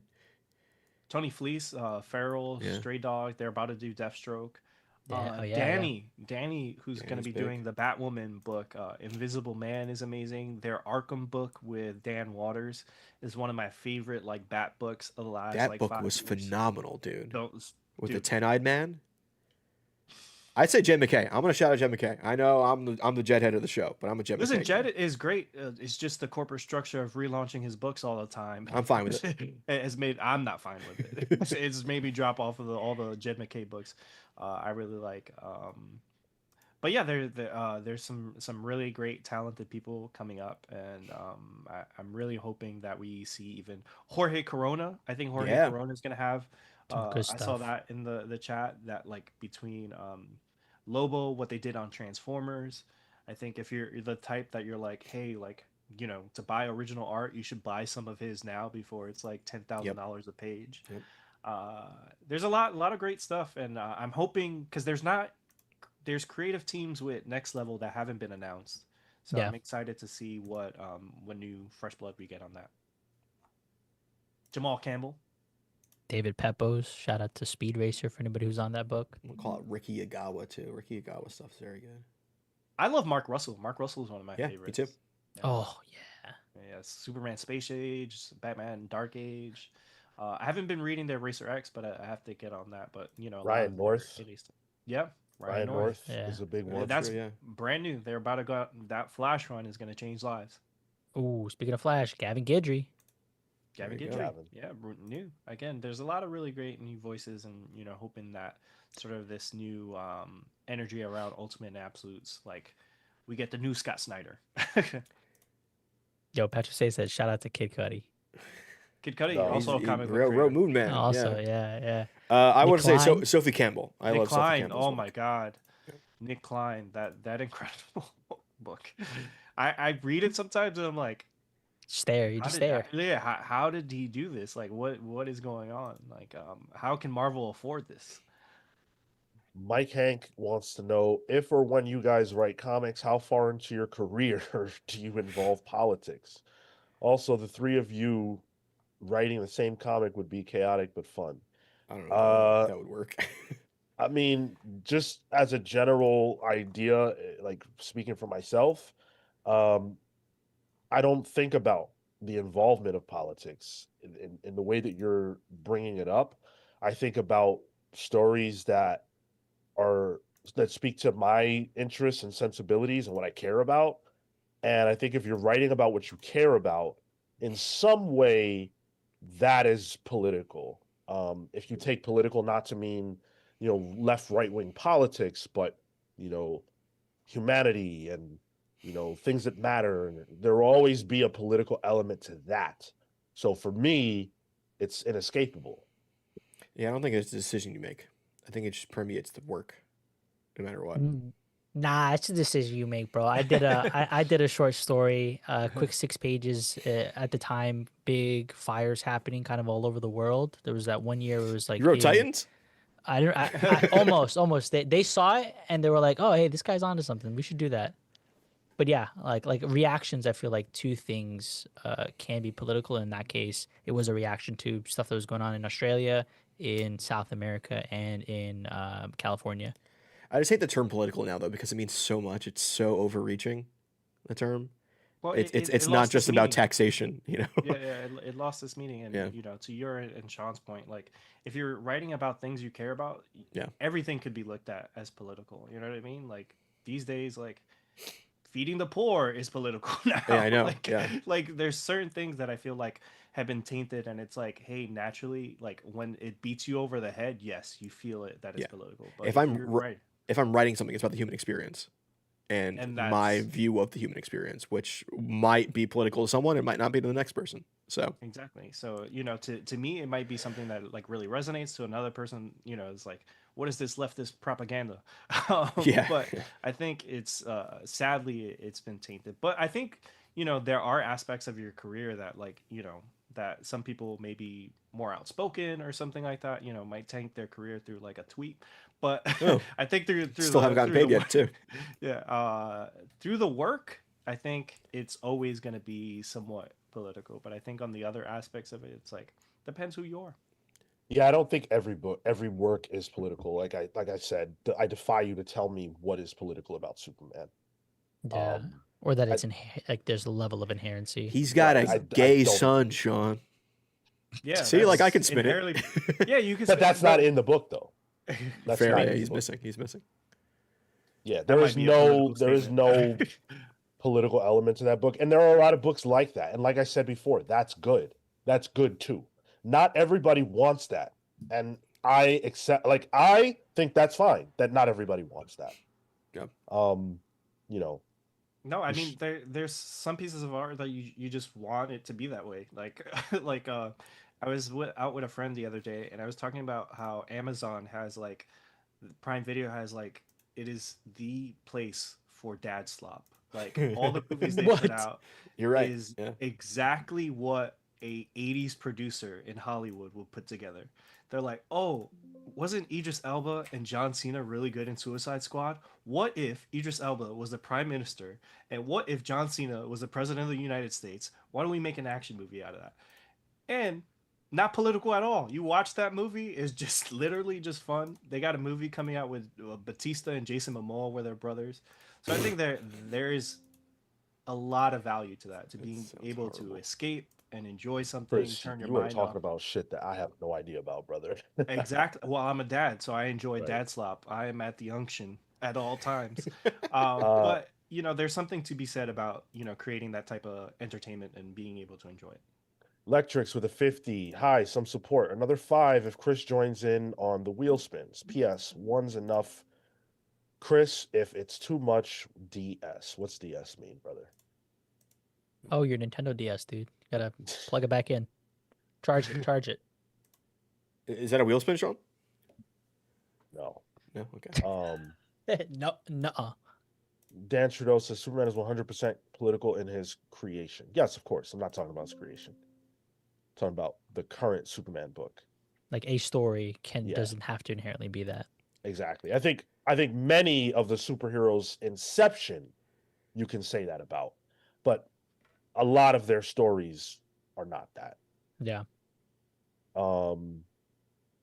Hurricane with the 2 spot. Y'all need to read 1950s EC comics if you want good writing. I'll counter that's good art. But some of those stories don't always land. Spawn of Mars, great art. Great stuff. See some early Wally Wood. But man, some of those sci-fi stories are fucking wonky. I'm loving that the chat is loving, the dad slop. A couple people have been talking about Amazon's great All I think of catalog. is Chris, like I extraction. swear to God, if you don't let me move on, bro. My bad. Vibes says some people like reading comics that don't have any real message. I don't know how, but people are into it. I guess there's a comic for everyone. Exactly. Yeah. And I think ultimately the point I want to leave us on is this generation of comics is being defined in real time. Pay attention.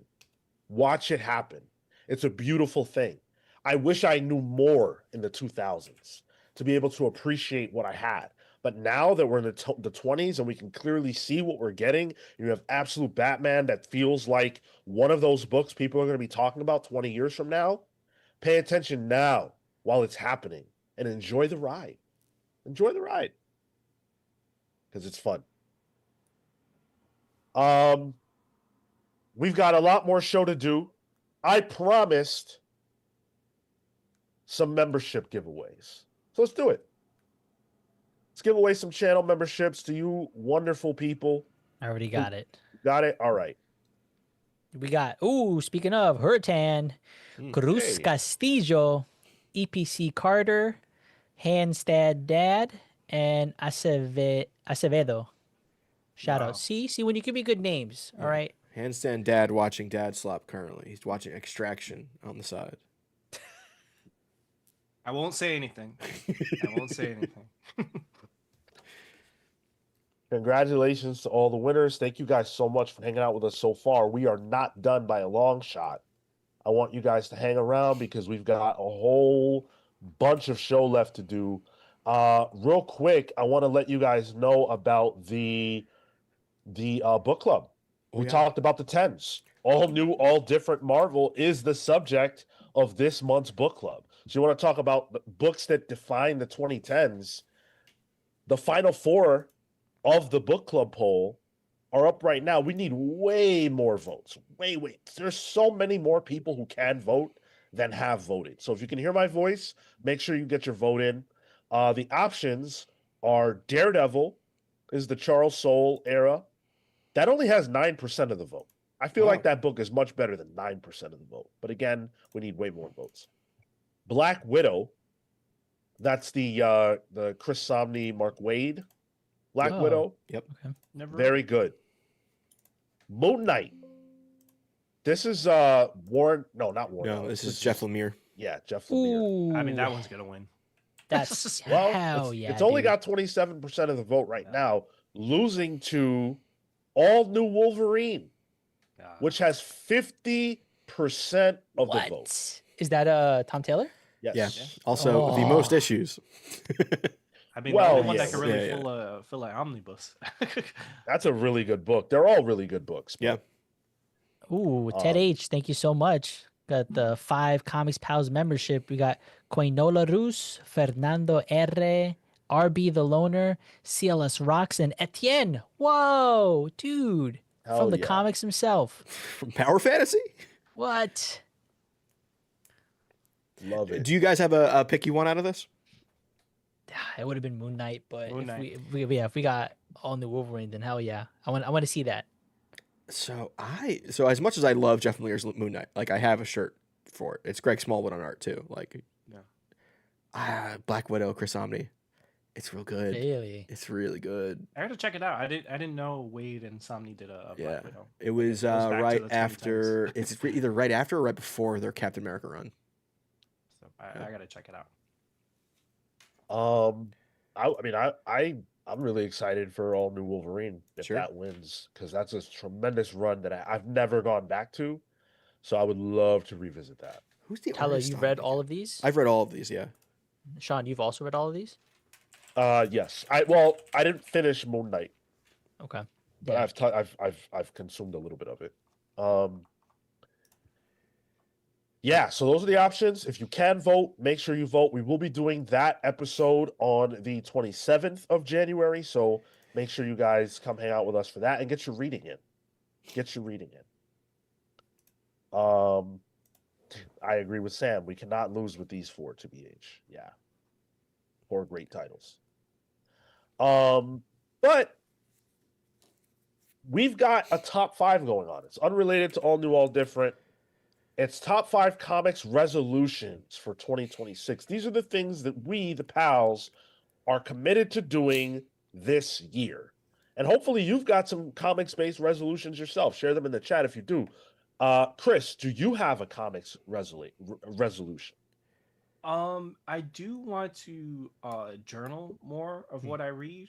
I think a lot of times, like especially like, you know, being a content creator and talking about comics, I think a lot of times like I'll have conversations. It's like, oh yeah, that was good, and I read it earlier that year. And I think it also, like, you know, get back into writing. So I just want to, and not, you know, League of Comic Geeks. I actually want like a physical journal and being like, oh, like I read this issue, it was terrible, and going back to it and stuff like that. So I think for me, journaling more of what I actually read. And also just trying to, you know, experience more things, like it was really cool to see you at the comic shop, like be more in like physical spaces, like with comics, whether it be like physical book clubs, those kind of things. I think, if the last year has taught me anything, it's like, hey, like, life can be really short, and you want to experience it with your friends, your family, all that kind of stuff. So I think those are the two main things: journaling and just being more present in physical comic spaces, whether that be conventions, the store, signings, all that kind of stuff. Find that third space. That third space. Yeah. I need to create I need to get a space in Williamsburg. Maybe I create a matcha and comic store. You can put your comic journal in your tote bag. Yeah, Yeah. exactly. I'm always trying to get in that third space, dude. So I hear you, bro. Yeah. Bro, it's gonna be a laundromat, it's gonna be a cafe, and then it's gonna be a comic shop. And a freestyle club in the back. Oh, there's a laundromat in Greenpoint that if you go in the back, it's an arcade and bar. That's $1 billion idea. Yeah, My girlfriend likes going to the stationery spot in. Oh yeah, well you can get your journal there. Yeah, literally, it has a stationery store in the back, and then the front is a cafe. Nice, beautiful. My number 4 is commit to more manga. I feel like I've fallen off of manga in general as a whole. I've just gotten back into towards the end of last year, One Piece. We are reading Vinland Saga for a community for a sponsored book club, and that's gotten me like hyped. And one of the things that I want to go back to, I was actually rereading my 3rd ever newsletter for anybody who is on the Patreon, is a review of 9 different manga that I did for the first volume or the first 2 volumes. And I want to go back and I want to read 1122 for a Happy Marriage, which, Chris, speaking of Amazon, it's on there. They have a live action adaptation, which I think is you should probably check out because the first volumes are really good. I was also talking to Patrick Zay about it, and I recommended it because he wants to get into some more manga. So I want to get back in full force, and I'm going to start with that series. Read Kagurabachi. Is that the garbage one? No, that's the one that we talk about on the show. They had like a Jimenez or a Mora variant to Batman. So good. It's the guy with the swords, and he's trying to reclaim all the swords, right? Oh, yeah. Okay. So good. God, look at me knowing my manga. Ooh, look at that. Look at that. Weeb alert. Yeah. Mine is I'm actively working on it. It is going through my League of Comic Geeks and kind of getting... Once I saw that League of Comic Geeks has stats built where it can tell you your most read writer and characters and artists, I was like, fuck, I gotta log everything now. So it's going through and logging every single book I've read, which is it's daunting. I realize like the week to week isn't daunting. It just takes a while, and I have a pretty good memory about what I've read because it could be runs, and I just go through and check off the runs. Mm-hmm. The issue is once I'm done with that and going back and finding the old stuff I've read that was outside of that format, either trades or all that. So it's going to be going through my bookshelf and logging all those issues. But I just like the stats at the end, and I think they do a wrapped now. Yeah. This year they had a wrap. They do. I only started it like at the last week of 2025, so I wasn't eligible. So like now I want to have a cool League of Comic Geeks wrapped next year.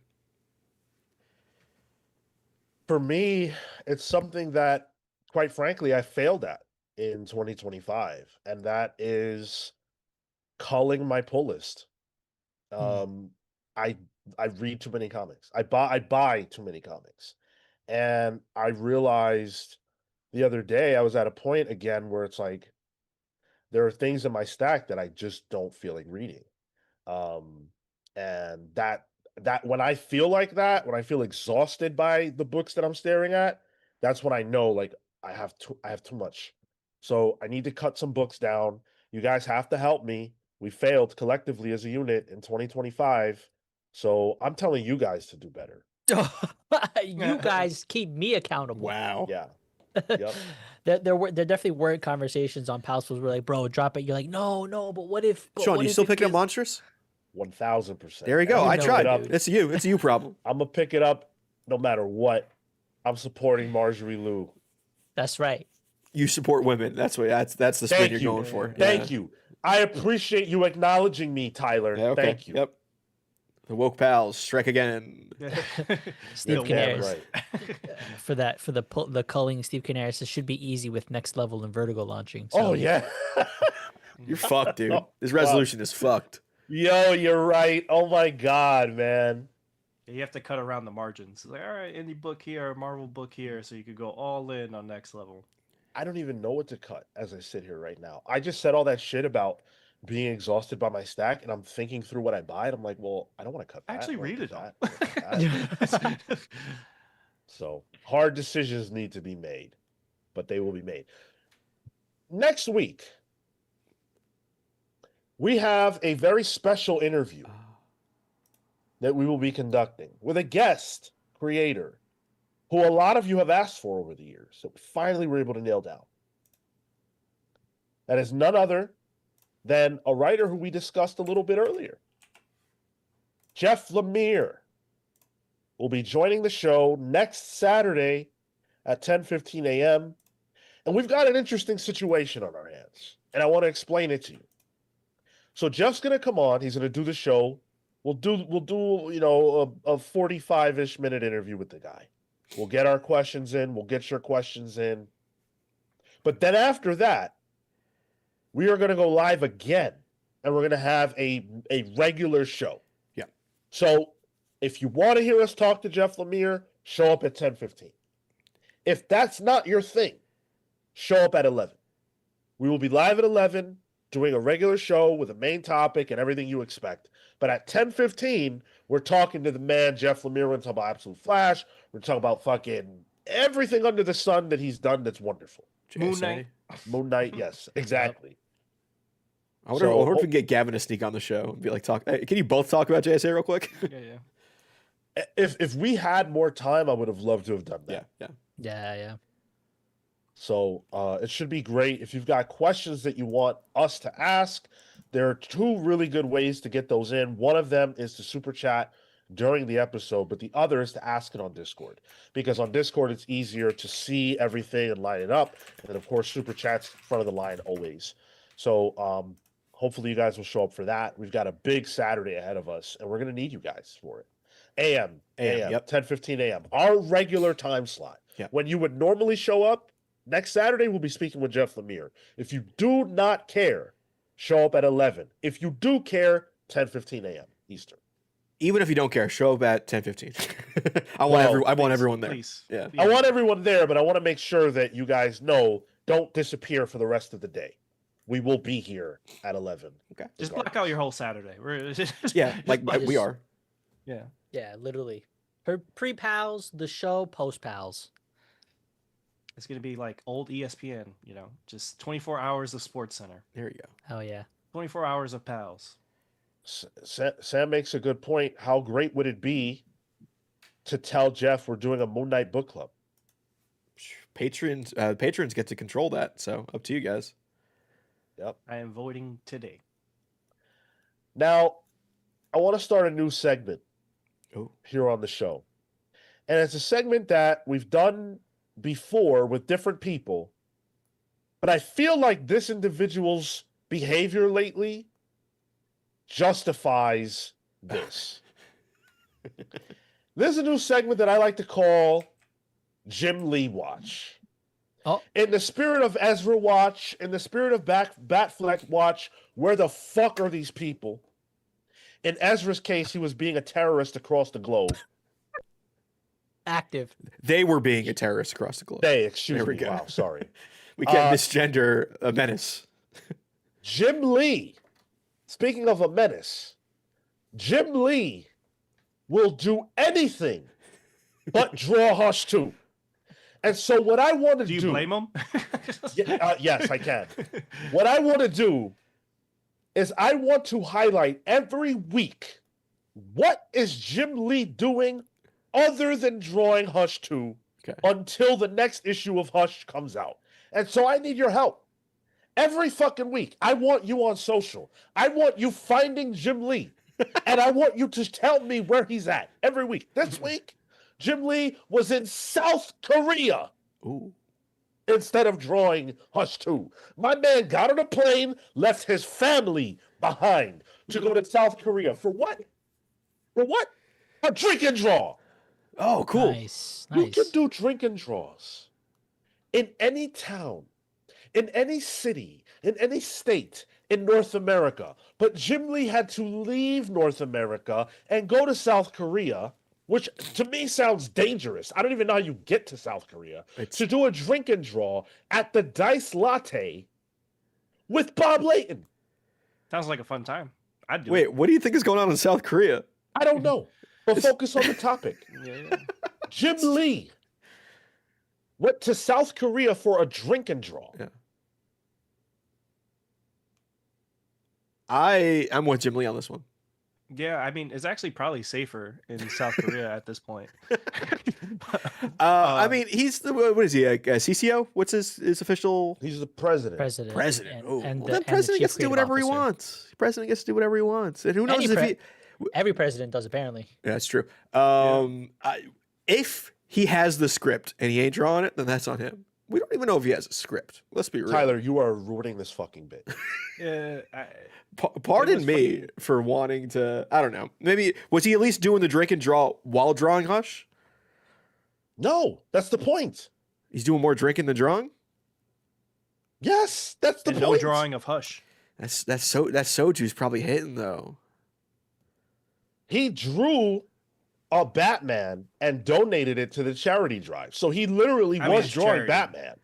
But he wasn't drawing Batman Hush too. Okay. All right. So I think one of the problems with it is like once it got one delay, I knew it was gonna like snowball. I was like, once they missed one book, you're like, yeah, he at this point he doesn't care. So. Once they did the delay where there's 2 volumes of Batman happening at once, I'm like, oh, this might be All-Star Batman and Robin. Yeah.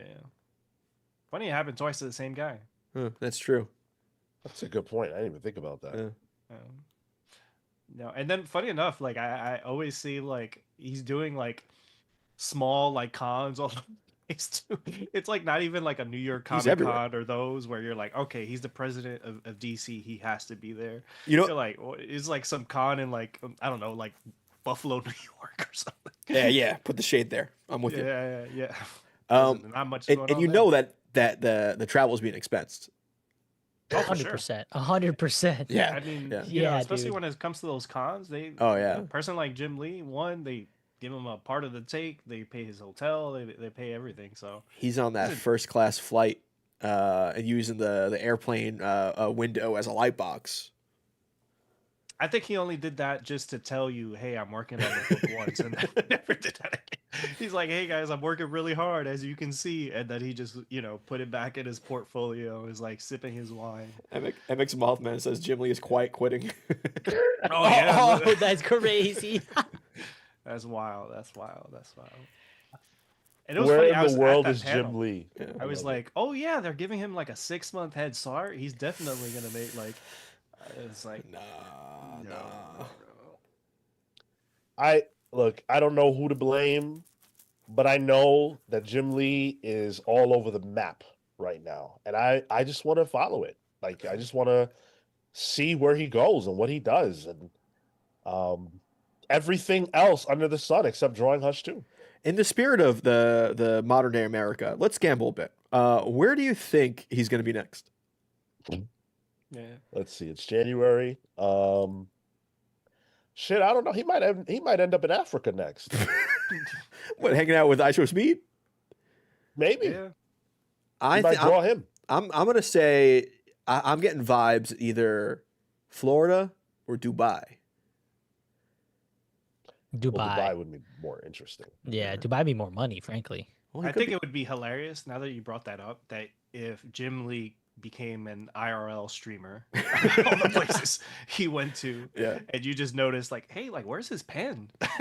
I follow up to see him draw, and he's just all over the world, just leaving Batman sketches everywhere. Yeah. Oh, Patel says he might be in Mumbai Comic Con in India. Whoa! Wouldn't that be something? Yo, and I'll be hyped if I lived in India, and Jim Lee popped up, I would be overjoyed. If I lived in Buffalo, New York, and Jim Lee popped up. You don't want to live there. You don't want to. Yeah, I think Jim Lee's gonna end up in North Korea next. I feel like he is trying to get as far away from that Hush 2 as possible. Again, I don't blame him. It's funny. I think the YouTube videos that are going to be made about like Hush 2, like it's going to rival the All-Star Batman and Robin ones. So if you're a video essayist on YouTube, you know, start putting all these things together. Watch every episode of this segment so that you can track his movements up until when Hush 2 gets canceled. Is there like remember how Elon had a flight tracker? Is there one for Jim Lee? There was bound to be. This show, Yeah. this is There it. should be. Yeah, that's Yeah, right. right. Adam Smith says he's hanging out with George R. R. Martin. And by the way, Hush 2 is not getting canceled. No, Whether it comes out or not, it's never going to get canceled. it's just the never Blade. finished. It's the Blade movie of DC Comics. Yeah. Fuck it. What happens first? Blade movie or Hush 2 completion? I don't know. Can't call it. I think it might be a draw. Yeah. Call it a draw. Yes, yeah. There you go. By It's neither. the only draw that Jim Lee's doing. But unfortunately, we do have to say goodbye to Chris. Chris has to go. Chris, dude, thank you so much for hanging out with us. I appreciate your time. Let the people know, where can they follow you, your channel, everything, man. Yeah. You can follow me on Instagram and TikTok at What a Boy Wonders. I have a YouTube channel, Nightwing Stan, which I've also been doing vlogs, which has been really cool. Mainly kind of to do that physical space. And I appreciate you, Sean, and Marco and Tyler for having me on. I'm trying to do more of this to connect with people. I think, life is short. Have friends. Make friends. Go outside. So if I leave you guys with anything, hug your loved ones. Life is short. Go outside. Read some comics. And again, appreciate you all. I love being a part of this community. You guys inspire me as a creator. So the fact that I get to show up on this show is kind of like a pinch me moment. I think this is... Ever since I appeared on the news about like 6 years ago, this is the closest thing I could show my son and be like, hey, I was on Comic Pals. So thank you guys. Really appreciate it. Thank you, dude. You're welcome, dude. Thanks, dude. Thanks for hanging out with Later, us. Have a everyone. great I'll be day. in the chat. You too. Awesome. See you, dude. I linked Chris's channel on the chat there, and ironically, the first thing that pops up is a Jim Lee video. Steve Canera says Chris is off to hang with Jim Lee. yeah, he might be. He's flying Jim out Lee right and now. Friends. He's part of the Friends of Jim Lee. Yeah, Word. that's right. Everybody subscribe to Chris's channel. He's a good brother. He does real good vlog content. Like, it was something I always wanted to do, but I just don't know how. Let's talk about sales a little bit. So ICV2 put out their sales rankings, and these come from the point of sale system that is used by Comic Hub. The Hub? Not the What? hub that we've been Oh. talking about on this Oh, show. okay. A alright. different hub. The Comic Hub. Got it. The one we should be focused on, Marco. Always have been. Always have been. Now, again, of course, we understand this does not represent the entire comics industry, blah, blah, blah, blah, blah. That being said, I think we kind of had some question marks surrounding Bleeding Cool's reporting of December. So just looking at what ICV2 says about December, there are some discrepancies. Absolute Batman 15, they have as the #1 best-selling comic of December. They also have Endgame as #2, which I think is incredibly interesting Huh. because that is not what I thought would happen. I thought the blind bags would just automatically make it #1. Yeah, I was convinced Well. that Endgame would outsell everything, and that didn't happen, and that's a bad look. Do you think that's because it's not Absolute Batman, or it's because of the snafu with the blind bags, where a lot of them weren't able to be sold? Yeah, I think it's a combo. Yeah. I mean, it was also the 31st. It's literally like a day of data as opposed to That's a good longer point. time frames. So, like, I True. imagine the long tail of this in January will probably see the effect. Yeah, that's a very good point. That's a good point. Yeah. They have Batman #4 as #3. They've got Absolute Wonder Woman 15 at #4, which makes a ton of sense Yeah. because that one had Absolute Batman in it. #5 is DC Marvel crossover. #6, Mark Spears' Monsters made the cut Ooh. with issue 8. I could not tell you what the book's about. About monsters, bro. Got it. Absolute Batman 14. So 2 issues of Absolute Batman made the cut. Ultimate Spider-Man 23 is the 8th best-selling. 9 is DCKO Night Fight, and number 10 is TMNT number 13, which did have a blind bag associated. So that's pretty good. The thing that jumps out to me here too is that the number 5 DC Marvel Batman Deadpool number 1 shot. That was a November book, right? Yeah, wasn't it? So it had a tail. Yeah, it was. Yeah. That's incredible. Yeah. A long tail, it looks like, too, because that's the one that people were saying wasn't selling enough. I wonder if people were learning that they needed to read it because it was different. Or it just takes time for it to hit the same kind of numbers. Like we're playing with, different volumes at this point with some of these books. So like to achieve it, it's probably quite a bit more. And yeah, you're right. This came out, I just had it. Yeah, November, like mid-November. Yeah. Enough to be on the charts for November. Exactly, yeah. It's also worth pointing out that Jim Lee and others made statements on social media to their audiences that this was a different version of the crossover, that it wasn't the same one as the Marvel DC crossover. Yep. So not only did DC have certain creators put that messaging out, they also released additional covers. I don't know if you guys saw that, but there are 4 new covers for DC Marvel. What? Which Wow. ones? I know there's like second printing ones for the Marvel one. Yeah, I'm pretty sure. I know I saw these, but I can't remember who the combinations were. I saw them on social. Scott Snyder was actually shouting them out. Yeah. I remember seeing some new ones. Yeah. Yeah. I can't remember who the covers feature. They weren't that exciting to me, to be honest with you. But I know for a fact that I saw this. Yeah. I think I saw it was was there a Catwoman and Magic? There's definitely a Catwoman. Oh, here it is. So it's one of them is what was the Dead Bat? Yeah. Mm-hmm. But Batpool. Yeah. One of them is Batman Wolverine with the tan costume. Magic and Catwoman, which looks great. And Psylocke and Katana. That's what it was, Psylocke and Katana. Yeah. Ooh. Big Katana guy, huh? Hey, yo. Hell yeah. Hell to the yeah. And Atomic Count says the buzz about Batpool after release fueled longer rack sales. It's possible. I think DC definitely acknowledged that they there was a sales issue. I think all that is represent, not that they made those covers because of that. They were going to do that anyway. Right. But just the messaging of it, where they're coming out and saying, "Hey, this is different. Look at these different covers we've got now." So that's an interesting wrinkle. Yeah.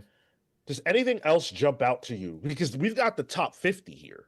Yeah, I only have What? I was gonna say I only have the 25 on the screen just for the viewers, but Okay. there's more fun. Someone want to link it in the chat? The link. Yeah, I'll do that. I got you. Okay. Just some things that stuck out to me. DCKO was big this month. Yeah. I think all the Fight Month books made the top 50. Mm-hmm. Yeah, Night Fight in particular was the highest one, number 2.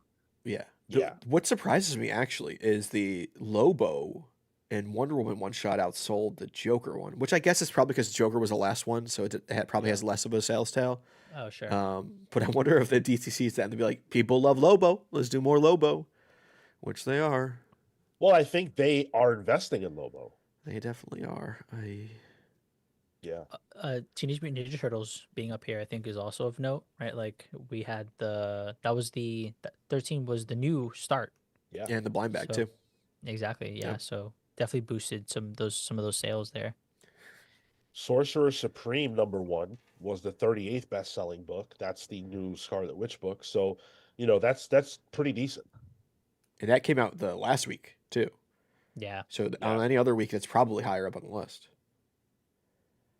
You've got Age of Revelation largely out of this top 50. I see Amazing X-Men #3. But That's about it. Somebody in our YouTube comments called it Age of Doug, and I loved it. Yeah, I think we've already seen that experiment was a flop, even from a sales perspective. It didn't really do anything. Yeah, I'm with you on that. Black Cat is in the top 50. Black Cat number 5. That's amazing to me. And by the way, like, think about this. On any given week, there are probably like 60 new comics. Yeah. Mm-hmm. So if you times that by 4, because every week has this, essentially the same amount of new comics, for any book to be in the top 50 is pretty good. And when you're talking about Black Cat, a character that has really no history as a solo character in the direct market, to where she's a consistent seller, for this book to be there, I think that's a pretty good that's a pretty good indicator. It's a good indicator for the character too, because Yes. she did well with Jed McKay as a solo. That was like the first one that really jumped out to me, at least in my years of reading comics. Their sales did well there, but it's a completely new creative team with J. Willow Wilson and Is it Gleb? Gleb Melnikov, yeah, who is hilarious on Twitter. But it's still doing as well. Yes, the book is just as good, but it almost is creatively blind in terms of people picking it up. People just like Black Cat a lot. They're going to pick it up. So, yeah, I definitely think they invest in that character more. Well, I think if people didn't like the book, we would have already, like, it would have dropped way out. The fact that this is the 5th issue. Sure. Yeah, 5. Now too. that means people are reading it and they're liking it. Wasn't it the top Marvel issue of the month when it came out for the first issue?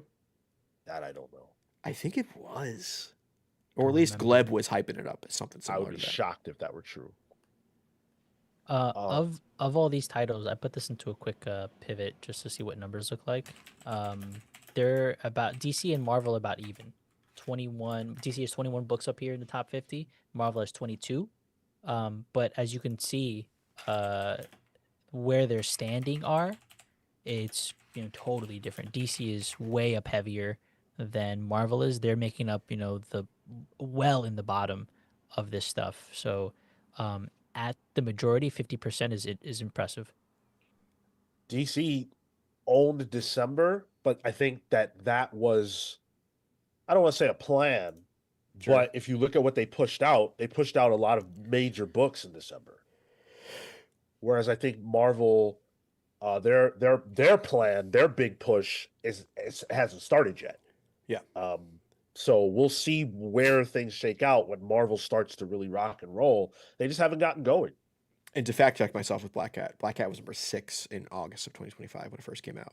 But it came out the end of August, so it was only 2 other Marvel books were ahead of it, or 3 other: Spider-Man, Fantastic Four, and One World Under Doom. I would still say that's an incredible performance. Sure. For a Black Cat book. Yeah, 100%. I don't care how many covers it had. I would not expect that. So that's cool. Jay Sage with the 199. I show Sean All's in Love, but love you, Tyler and Marco. Oh no, sorry. Right back at you. Oh, you got to do the. I got to do the what is culturally. How do I do that? Just like a little pinch. What's happening? It's this a heart. Is love. It's a heart. It's how you. It's heart. Yeah, We'll do dude. that. See, it's a heart. It's from all the Korean. It's from in the the world. ravaged country of South Korea. That's Oh, right. shit. Ravaged country. Wow. Electrics with the, I guess this is the equivalent of 10, 100 SEK. Bye, Chris. Take care. Nice to have you. Sorry not to see a wheel spin with you, but thanks for hanging and putting yourself out there and get vocal and mostly informative. Nice. Oh yeah. I'll say He's thank a you great for chat. it. Thank you. We will spin the wheel here in just a moment. Actually, let's Jesus Christ. spin it now while I read Entertain Me's comment. Yeah, Entertain read Me that with the one. 5 spot. Sean, you might want to buy Black Hat number 6 next week. Felicia is going to have some girl x girl action under the sheets. Oh, what? I wish I was a cartoon character. I could have that gulp. Well, a good thing you can drink some water now too. It's a kind Oh, of nice. help Cool yourself off out of- there. Oh, yeah. I'm thirsty now. Yeah, Jesus Christ. Is that what the show has become? Cool off a little bit. The Gooner Pals. Is that what we are? Not yet. Not yet. Not quite, but close. Entertain me. Thank you for the 5. And also, I'll look into it. Looking into it. Big Busta with the 1 gifted membership. Hollerin' Matt. Shout out. You got that. Hollerin' Matt broke Lurk today. So there you go. You break Lurk, you can get a channel membership. And like I said before, all channel members, there is a thread on our channel under the post tab that is exclusive for you. And all you need to do is put a question in there for us so we can answer them all on Pen Pals. So make sure to get that in there. Superjob brings up a good point just as it relates to the numbers. There was also a week in December where no DC books came out. The last week, yeah. So that's taking into consideration a skip week as well. It's the last week though, so would it have really even affected? I mean, Ultimate Endgame was that week. I guess so. Yeah, it was to make room. So totally, yeah. And then real quick, I did want to look at the top 20 graphic novels for December. It's literally all DC. Well, and 1 Transformers and 1 Ultimate Spider-Man. Yeah, and it's the volume 1 of Ultimate Spider-Man, not even volume 2. Yeah. Oh man, so much compact. What's the top compact here? It's Long Halloween. No, yeah. Oh, I see. The compact readers have taste. Wow, but look at that. It's Long Halloween, Batman Hush, Long Halloween, Court of Owls, Batman Hush, like all DC compact Batmans that are available. Arkham Asylum, but then you've got Watchmen in there. You've got All-Star Superman in there. V for Vendetta in there. Wow, holy shit! And what the fuck? Martian Manhunter made the list twice. Yeah. So did Absolute Batman. The hardcover and softcover versions of those initial trades both made the list. Man, we out here hard and soft for Absolute Comics. Yeah. Crazy. Hard and floppy. All right, Dangler, shut up. Yeah, I was about to say, you better watch your mouth, seriously, dude. Fucking, you're gonna awaken me. You and your bowl dunkers. Order of Dylan says, you guys want the full top 200 from July to December? I broke them out into sheets to review and filter. Marco's dangling crazy right now for that message, bro. Yo, you're speaking Marco. You're speaking dirty to Marco right now. Oh, I mean, technically, we have access. We subscribe. Do we? Yeah, we subscribe. You can do that. We do? Yeah. Yes, bro. I did it live on the air one time. Fuck, I need that login. I love ICV2. Hold on. Which is why we subscribe. Oh, that's true. I gotta log in. I think it's the same as it always is. Okay. We got a super chat from What a Boy Wonder saying, "Wow, Heads of State from John Cena and Idris Elba is #1. Amazon really killing it." That's the top dad slop list, which we don't have here. Sorry. Dad slop. I've never heard that phrase before today. That's a good one. Thank you, by the way, Chris, for being on the show and for the super chat. Thank you. Allowed us to hit the goal, which means we will be playing the GOAT game a little bit later on. Let's spin the wheel again. We got 50 from elections.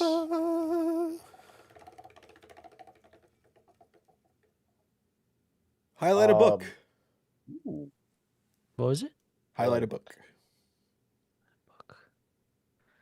I've only been reading Vinland Saga. Yo, I read all of that book in an hour. I burned through that. We're gonna talk about that book. All 800 pages. I ate it up. Yeah. Well, I don't want to blow our load for what the show will be. Yeah. Did I read anything else? What can I highlight? I've read a lot. That's where I'm trying to catch myself here. Oh no, there's okay, hold on. I'm getting to it. Ghost Pepper. I can highlight Ghost Pepper. Ludo Lullaby, I believe, is writing drawing that. It's a weird book. It's a image book. My dumbass just Googled Ghost Pepper. Like that's gonna give me a fucking the comic. Oh, and then I just followed up with Ghost Pepper image, and it's just pictures of Ghost Peppers. Thanks, Tyler, you fucking dummy. It's a little lullaby writing it. It's a weird different. It's a sci-fi book, but it feels like it's manga influenced in the sense that like the art is very manga-y, but also the storytelling. Like it's a little goofy. There are goofy side characters.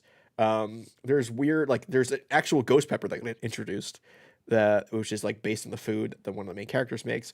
I don't know. It's a weird book, but I'm liking the world it's in, and I really like the art. Like this book could have no words, and I probably would enjoy it still. So, shout out Ghost Pepper.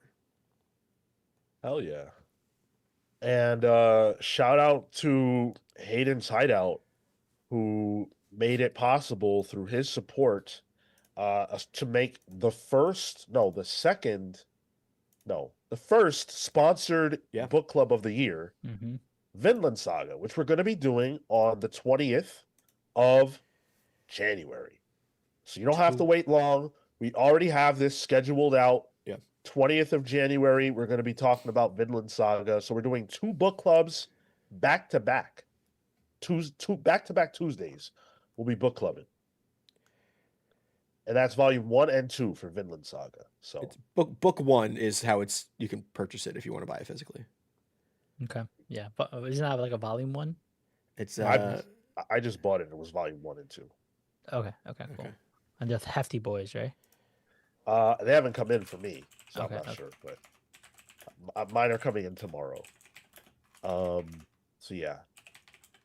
Congratulations are in order for Ram V and Anand Radharkrishnan. Sorry, I'm sure I didn't say that right, Anand. I'm sorry. And Evan Kagel. They have signed with a new French graphic novel publisher, Morgan. And when I say graphic novel in quotations, the reason why I do that is because I feel like that's a pretty word for comics. So they signed a 9-volume, 6-figure deal. These comics will be published in French for that audience first, and then the translation will be done, the English language releases will be done by Image Comics. Wow. L'albums. Yeah. Pardon? That's what they call them. They call them albums. Do it again? L'albums. Okay. Interesting. Guy goes to Quebec once. And Montreal. Okay, guys, yeah, territory of Quebec. Yo, this is rad. This makes, I think, a lot of sense for the like next space for Ram V to kind of explore, especially for stuff that maybe he wants to do outside of superhero comics. The market for what is, bande dessinée in Belgium and France is huge, and this is the way that they do it, the way they would book publishers. When you go to Montreal, you have more stores like this, bande dessinée stores, than you do comic shops, because that is the format that is read. That's the format that's absorbed. And there's a plethora of books that we just don't get otherwise here in the States. And so he's tapping into a brand new market for him. To be fair, New Gods was in one of the bande dessinée stores that I went to. Rare Flavors was there, but you don't see Marvel and DC work the same way you do. So this seems like a huge opportunity for Ram V. I'm super excited because this feels like, in some ways, a bit of a graduation in that he's not moving away from the superhero comics, but he is entering a new field, and that's just really cool. We can see you, Cosmic November. Your test worked. I think this is great for the crew. I think it's great for French comics. I am excited to be able to read what gets produced out of this. My only criticism is just the same one that I've had with Rom, I guess, for a while, which is that like he's everywhere. And I feel like the more he's everywhere, the less I'm concerned. I feel like there's so much Ram V that like all his distillery stuff I haven't even bothered with.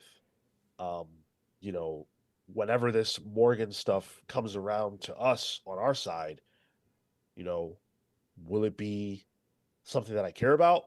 Will it have heat? I don't know. It's interesting. Where is Rom right now, though? He's kind of absent. Yeah, doesn't really have a home for in anything. New Gods probably has been his last work. It was done. Yeah, he's actively not doing anything that is in either the big two or not. Yeah, I don't think he has anything coming out right now. Yeah. So he was everywhere at one point, and now he's nowhere, and now he's in France. He's globetrotting like Jim Lee. Jeez. Interesting. We'll see. But congrats to the team. This is good. More money, more money, more money. Yeah. Get that bag, dude. Hell yeah. Congrats to us. Oh. Congrats to us. Because we're about to talk about DCKO Boss Battle One Shot. And all the information that is in this, what we're about to talk about, it's a Comics Beat article that we're pulling from. But we don't need the Comics Beat article because your boys got this press release emailed to us directly from DC Comics, which could mean we're on the list. It could be. Oh, Don't jinx shit. it. Don't jinx it. But all signs are pointing to yes. Straight from the horse's mouth. Hell yeah. Well, more of a bull, but you know. It's pretty cool to see that all the information in here, all the covers, all that shit was in our email. So go ahead. I was saying, apologies for opening that email up in the middle of the night and then forgetting it existed until Marco found it again. Yeah, dude. It was already marked as red. It was. So Yeah. I kind of like missed it. And I was like, oh, wait, I recognize this name. But like, there's like no subject and things are kind of vague. I was like, gasp. So we'll see how that materializes for us going forward. But the fact that this manifested for us in this instance is very cool. DCKO Boss Battle is the big crossover bonanza that DC is doing, where they're crossing over with characters like Sub-Zero, Vampirella, obviously Homelander, Samantha Strong from Beneath the Trees, Annabelle, and we finally got a look at a variety of the covers and some interior. Yeah. So we've got the obvious Homelander versus Superman on a cover, which is done by Derek Robertson and Diego Rodriguez. You've got the Patrick Horvath Samantha Joker cover. Damn. Which is pretty cool. They're both trying to kill each other. The Frank Cho, Sabine Rich, Vampirella, Wonder Woman, Red Sonja, Sabrina cover. All right. Calm down, guys. Calm down. Damn. That's all me. Yo, that's crazy. There's like 5 different logos on that. Yeah. Yeah. I thought it was weird seeing the New Line Cinema logo on the bottom there. It's weird though, right? Like DCKO, Dynamite, Archie Comics, Boss Battle. Like, holy shit, take it easy. Yeah. Damn. Gleb Melnikov got in there and got a cover there. It's Lex and who is that? Someone from wrestling, because it's AEW. It's MJF. Oh, okay. Is it after he took a flight from Turkish Airlines? What the fuck? Then of course you've got the wraparound by Jeff Spokes. The interior art looks really good, I think. Yeah, it does. Yeah. This looks real good. I still don't know the context to a lot of these things, though. Because honestly, like I kind of don't care. Like I want to see these toys smashed together. It has people who've already been eliminated though, which was a little like, again, the brackets mean nothing, and I should stop thinking about them. Like it's Plastic Man and Black Lightning versus Sub-Zero and Scorpion. I don't know. Plastic Man Redemption. Plastic Man can't do shit against fucking Sub-Zero. You just freeze that fucker. Yeah, break them, right? Yeah. Yeah, true. We've also got there's Vampirella and Batwoman together, which is all me. Bring that shit on. Yep. I want those pages. The funny shit is if you look at that page, the way it looks like Batwoman sees Vampirella sitting on her throne and her eyes bulge. Like she can't even believe what she's looking at. And you know what, Batwoman? That is the exact right response to have. Yeah. And then you have fucking Star Sapphire going to Greendale with Sabrina. And Sabrina just unloads on her immediately? What the fuck, Sabrina? Damn, shit. I wish Sabrina would unload on me immediately. Jesus Christ. Yeah, based on this page, she wasted no fucking time. Didn't even ask, who are you? Damn. It's cool seeing Salem there, though. Yeah, that is. All of this is just kind of rad. It's just stupid. Like they had the page with Lex versus Sam from Beneath the Trees. What the fuck is the context of this? Nothing. Again, like I don't know that it really for this kind of thing. Yeah. It's like it doesn't matter. Just whatever framing device Jeremy Adams comes up with to let Wonder Woman and Red Sonja fight. That's all I need. But where's the political message? I don't want it. Hopefully none. I hope that they stop the fighting and start the loving. That's what I hope. All right, you got to read That's Black the Cat, political message right there. But no, this is the kind of shit I want. I want to see Wonder Woman and Red Sonja fight. I'm just sad Gail Simone's not writing it. That would be good. What do you think this does for like power levels? You know, like don't think about that. You know, but you know the conversation is going to happen. Whatever the outcome of Homelander and Superman, you know, there's going to be discourse on Twitter. There's going to be discourse on the social. Like people are going to go crazy. Yeah, totally. And that's good. I think that's a good thing. I think we've seen the kind of discourse these crossovers can create. So bring it on. For a one-time thing, I'm happy. And I don't want them to do too much explaining because this is only going to be a one shot. Do we know who's fighting Annabelle? No, right? Is it going to be Joker? We did it. We haven't seen. Yeah. I don't know. I got to watch that movie. Actually, no, I don't have to watch that movie. I'm horrified of dolls. Don't watch it. No, fuck that movie. So yeah, DC KO boss battle is shaping up to be pretty cool. And shout outs to DC for getting that shit in our email. Thank you. Order of Dylan says it's Joker and Annabelle. Okay. So I guess. That you can do that on one page. Entertain Me says, Sean, are you sure the look in Batwoman's eyes just isn't instant horniness? Okay. All right. Entertain Me, you're bricked up. Too early. Don't do it. Speaking of which, he did give us a $5 super chat and said, also, this new girl, in reference to Black Cat's book, has skin that looks brown. So it seems Black Cat has a type when it comes to the ladies she's attracted to. Her fourth black/brown woman. First of all, you're tracking her relationships. That's hardcore, bro.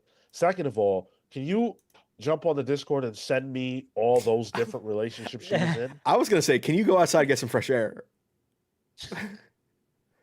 Marco, why the fuck did you do that? What'd you do? What'd you do? Look at our chat. Yo, what's wrong with you? Jesus Christ, Marco. Do you want to say what you did? Do you want to share with the class? No. Don't post it, but do you want to share what you did? Yeah. I used ChatGPT to make you're the worst, Marco. An image of Jim Lee on the run. It's like in a Gotham City-esque background. He has like pages flying around, a police car, a helicopter. He's just all this work that we put into shitting on AI, and we got this one dude on the show. This menace who's like, I don't give a shit. Water, who needs it? Oh my god! This dude talking about how he wrote a story that was politically messaged about the rainforest burning, but no, now because he gets to make his funny little pictures that 3 people see. He's cool with the rainforest just dying. I hope you know you are a hypocrite, Marco. Yo, spin that wheel. We need some water. Cherish it. We got no more wheel spins, bro. Yeah, you ruined it. There's no more water. That's the problem. The love didn't come in today, so we don't get to drink today. Entertain Me says, I'm delivering packages right now, Tyler. I wish I was inside. Dude, this dude's he said he's touching too much grass. This dude is bricked up delivering packages right now. He's got his fucking dick in a box is what's happening right now. You never know what these UPS fucking true. workers are listening to, bro. You see them with them headphones on. It could be absolutely anything Dude, running in them ears. You telling me my guy trying to deliver my mail, that's a prescription to get my blood work done, could be horny texting on his phone while walking to my door? On a podcast about comic books. Publicly horny texting. It's too early. It's past noon. It's still too early for this shit. I don't like when they're in the building and they're talking to somebody and they like say a word and you're like, oh, sorry, and like then they give you a look like I fucked up. Like, no, you said something because you're on the phone. I'm not talking to you. What the fuck? Yeah, I was like, no, but you said something. Game Master says, "Yeah, better check your Ring cameras." I don't have one, so I'm fucked. Cosmic November said, "Do you think if this is successful, they may do some future crossovers?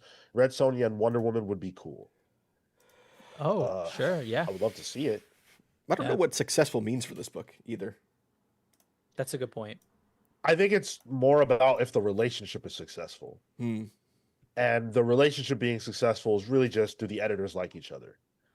In which case, I think the answer will probably be yes. And then it's like, well, is it financially viable to do this crossover? Can we get Gail Simone to write it? Yeah. Not that would literally be a part of the deal, but I do think it's very possible. Yeah, like does it execute well? If so, we can establish a workflow from here, and we can see future projects come through. Nightwing said Jim Lee's probably in Thailand. Why would he be in Thailand? Oh no, he's not. What do they call it? Passport broing. What? Marco, let's just say if any of us three decided we're going on a Thailand trip, we're getting judgment looks. Hi, what's wrong? What's wrong with someone who Thailand? moved there? Oh, I bet. Me too. Yeah, well, the dude that moved there Marco, that I know, you're so innocent, Marco, has a new baby, and he's lived there for 1 year. So what the fuck do you think that man went over there to do? Yeah. It's sex tourism, Marco. Let's just spell out for him. It's sex tourism. Yeah. You get extra flavors down over there too. Oh, don't mind those. Well, Ted H with the super chat that I thought said drink piss, but it says drink please. Drink please. We can't. Only $10 or more super chats get us to drink. Otherwise, we're fucking starving. It doesn't even get us to drink. It gets us to spin a wheel where we have a percentage chance of drinking. That is true. That is very. But thank you, Ted. Thank you. I'll drink some please later. Ew. Hey, Marvel's doing a good. Marvel's doing a good. Marvel is going back to the drawing board with their blind bag initiative, because we know that there are blind bags coming in in April with Daredevil. Yep. They're putting out the True Believers blind bag for Daredevil #1. Stephanie Phillips, Lee Garbett are the creators behind this. But as we know, there were problems with the initial wave of Endgame blind bags. A lot of people got damaged copies. And so Marvel put out a statement, and they said, we're aware that a portion of last week's Ultimate Endgame #1 True Believers blind bag shipments had imperfections or packaging issues. While we confirmed early shipments and production checks did not have these issues, we are working to implement different packaging alternatives, additional quality checks, and other production changes to ensure March's Daredevil #1 True Believers blind bags do not encounter these issues, especially considering it is published on April Fool's Day. We've been thrilled to see the incredible excitement across the board for Ultimate Endgame, and its one-of-a-kind finds in the blind bag. So our top priority is ensuring the next blind bag program meets everybody's expectations. That's fair. Okay. Yeah. Good to hear. Feels good. It's the first week of the month, right? April, that comes out now? Yes, they had to push it back. Yeah. So it's now April. Which then we can actually get some maybe decent reporting on sales. Yeah, true. Like truer numbers, right? Like we can see for sure. Yeah, Luna Pink, you're right. Yeah, Stephanie Phillips was on TikTok explaining this all. She is putting her fucking work in for this book. Hell yeah. Which actually makes me more excited for it, because I know this is important to her. Yeah, I think, Jesus Christ. Oh man, Super Job said how much to drink piss. Super Job. That That dollar amount don't exist. Bro. yeah, I don't think there is a dollar amount for that one. Sean, A dollar amount does exist. I'm not gonna sit up here and be stupid. I would love to be a millionaire. All right, that's all I'm saying. That's it. In this economy. Look, I grew up poor. I'm not asking for much. I just want to be able to afford my comics and not have to think about it at all and live life. That's it. You don't need to like being a millionaire ain't much anymore. I don't need much. I'm a simple boy. Jesus. All right. Common Sense said DCKO didn't invite Radiant Black or anyone from the Massiverse to boss battle because they know they are too OP. But what about Homelander? Homelander's here. Yeah. He ain't OP. He's pretty busted, dude. Yeah, so good on Marvel for this. We've seen a bunch of covers, and we now know that there will be sketch variants as well. Hell yeah, there will. Nice. That I will be getting. Sure. Yeah. Yep. For your sake, I hope so. Do you see that Sienkiewicz variant with Elektra on it? That's gonna be mine. Yo, oh, that's so good. I wish that was mine. They got some good artists though for the sketch ones. They got fucking Alex Maleev too, doing some Punisher, which usually these people do more than one. Yeah. They usually give them like a stack to do. So there's probably a Maleev Daredevil in there. There's probably a Sienkiewicz Daredevil in there too. Is there a particular cover non-sketch that you're gonna get? Yeah. Oh, get? No, I'm gonna just do the same thing I did last time. All blind bags. I want that Peach Momoko. Yeah, that one's That nice. Momoko looks good. And then that Panosian. Panosian's pretty rad. Yeah. Did you see the Panosian sketch? Which one is one? Yeah, That's that one's Daredevil. Cool. Why his head look like a Zika baby? Yo, he got a big head. Yeah, big head. Yeah, what's up with that dome piece? He got Zika. In terms of the standard covers, I like the Danny Warren Johnson one. Yeah, true. Brolic Daredevil looking like Broly. Yeah. I'm getting that variant, the Joe Quesada one. I'm not going to buy cover A. How about Nice. that? Okay. I'm gonna get the Joe Quesada and blind bags. You're just gonna pull cover A. Oh, fuck you, dude. I hope not. Is this another situation where the blind bag is the same price? Let's see if that information is in the article. I don't see that info, but I'm gonna go out on a limb and say, yeah, probably. Same price, but have every single potential in it. It's probably easier to produce too if they just throw all the covers in there. Yeah. Let's see. Blind bag, True Believers blind bag variant is $5.99. Yeah, the main cover is $5.99. Oh, it's a $5.99 book for a cover A. Damn, really? Yeah. It's Yikes, dude. 32 pages, so nothing. Oof, $6.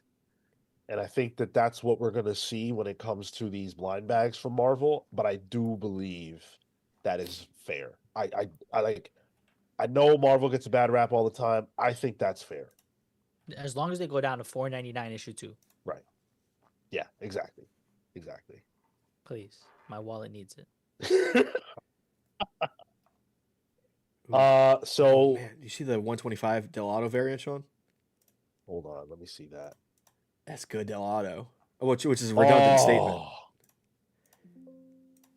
You have to choose between Quesada and Delato now, Sean. But you said that's a 1 of 25. Yeah, which knowing your luck, you'll pull it.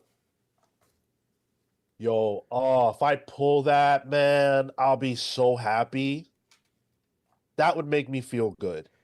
Not a lot of things make me feel good, okay? But that would make me feel good. You know what's not going to make you feel good? The Quesada one is a 1 of 1,000. Damn. Are you serious? Yeah, according to League of Comic Geeks, it's the 1 of 1,000 one. Which you could potentially pull. Potentially. You just killed all my hype. Sorry, man. Sorry. Just go get the Greg Land 250th Homage variant. Hokage? No, homage. I'm bummed out now. Fuck this book. You can pull it, Sean. I have Buscema. faith in you. Just keep buying blind bags. 99% of gamblers stop gambling right before they hit big. It's a proven Tyler, stat. I very, very nearly bought 3 more blind bags of Ultimate Endgame this week. Sean, I was at a comic shop and I was looking for them. They were out. Damn, dude. It's bad. It's bad. It's not good. Everything in this fucking country is gambling now. Pokemon cards. Did you see there were you can bet on Kalshi for how long the White House press conferences will go? That's dumb. Well, not only that, but oddly, the Karen Levitt ended the press conference right before the 45-minute mark, which would have been so. Like, is the White House hedging the? Never mind. Everything's gambling. Comics is gambling. Your toys are gambling now. Everything.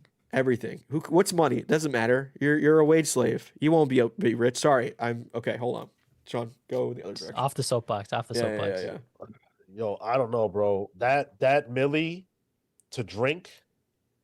Well, no, we're not going there again. No, we go the other direction, Sean. Go forward, not backwards. Sorry. All right, yeah. Marco, you got to run, or you gonna do this fucking this? No, I gotta head out. Okay. But thank you guys very much. Well, hit me up in the Discord for anything. I'm looking forward to this freaking Vinland Saga book club. So yeah, I think I'm out. Thank you guys so much. I'll catch you guys. See you, boys. Good luck with the rest of the show. Hold on. Oh, hold on. Let me. I almost hit end stream. Hold on a second. It would still be alive. So he would have ended the Zoom call. Yeah. It would just be me. It'd be a little awkward, but it'd be fine. Hold on. All Thank right. See you, boys. See ya. Goodbye. All right, and then there were 2. We started the show with 4, and now there are 2. Yeah. We are left with the grunt work of having to close out the show, and we're going to do that how we always do. We are going to say thank you to the rest of the people who make this show possible, and then, because you guys are so amazing and you got us there, yet again, we're going to play the GOAT game. So thank you to Amin, the Almighty Perez, Houston, the Century Kid Murphy, Young Dende, Faye Fighter Dewooty, Cosmic November, Carter, the Owl Shogunate, Steve Swarm Canaris, Scripture, the Wardens of the Word, Jack of Some Trades, Cloutier, Chris the Cure Coleman, Emperor MD Johnny, Joel Justice, Mad Max Pliskin, Jack Grimmy, and Ghost Trick. We will get an Origin out next week, and we'll keep that rolling. All of you who are owed Origins, they are impending. Thank you so much for all your support. Electrics with the 50. Drink please now, then spin wheel or other. We cannot drink now. We cannot spin the wheel, unfortunately, Electrics. We need 10 or more to spin the wheel. I have to stick to the rules. I'm so sorry. I didn't make the rules. They were made for me. Who made them? I'm lying. The Almighty Creator. All right, Tyler. It's either going to be you versus me, or you or me. We're still going to randomize it. So yeah. Let me get that up here. I gotta hide this. Where are you? Game Master says you've got a good pull every time on stream, Sean. You got it. I'm not lucky enough to pull a 1 of 1,000, dude. That's crazy. We'll see. 1 of 25, maybe. I might even just raw buy that shit because I want it. Okay, it's all well. I ran it the wheel for everyone, and everyone got picked. So it'll be me and you. All right, fair enough. But who is the character? Is the question. That is a good question. Who are we doing? Uh-oh. We have Gore the God Butcher. Wow. Okay. Do you want to go first? I'm happy. Fuck it. I'll go first. Okay. I'll go first. All you, brother, when you start talking. Gore the God Butcher is the greatest of all time, the greatest villain of all time, because he is the complete antithesis to his antagonist, which is the mighty Thor. What's the one thing that can kill a god? The person that believes in him. Gore started off as a lowly, not human, but he is the base race of whatever planet he comes from, and the gods forsake him. They forsook him.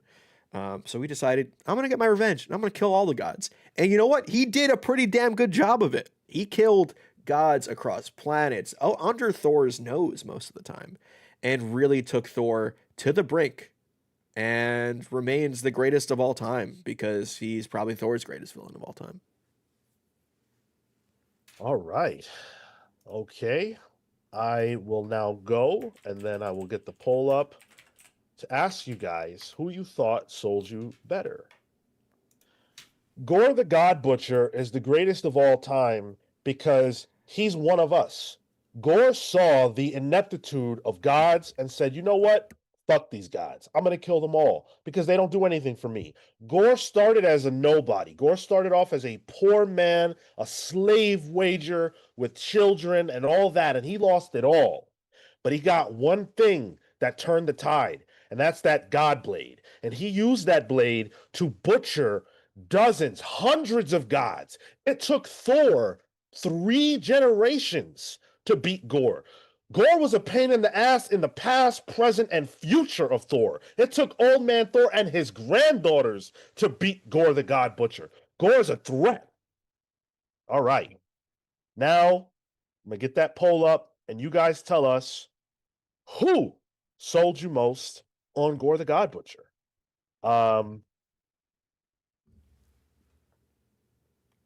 And Sean, just the Electrics clarified the PLS was not short for please. It was pills. It's Pilsner. Oh, he's saying we need a lunch drink. I've never had one of those. Oh, you've probably had a Pilsner before. Pilsner's a pretty standard beer. I don't know. Well, yeah, maybe I have. I just only drink one kind. But I'll drink anything anyone gives me, really. Whoa, be careful with that.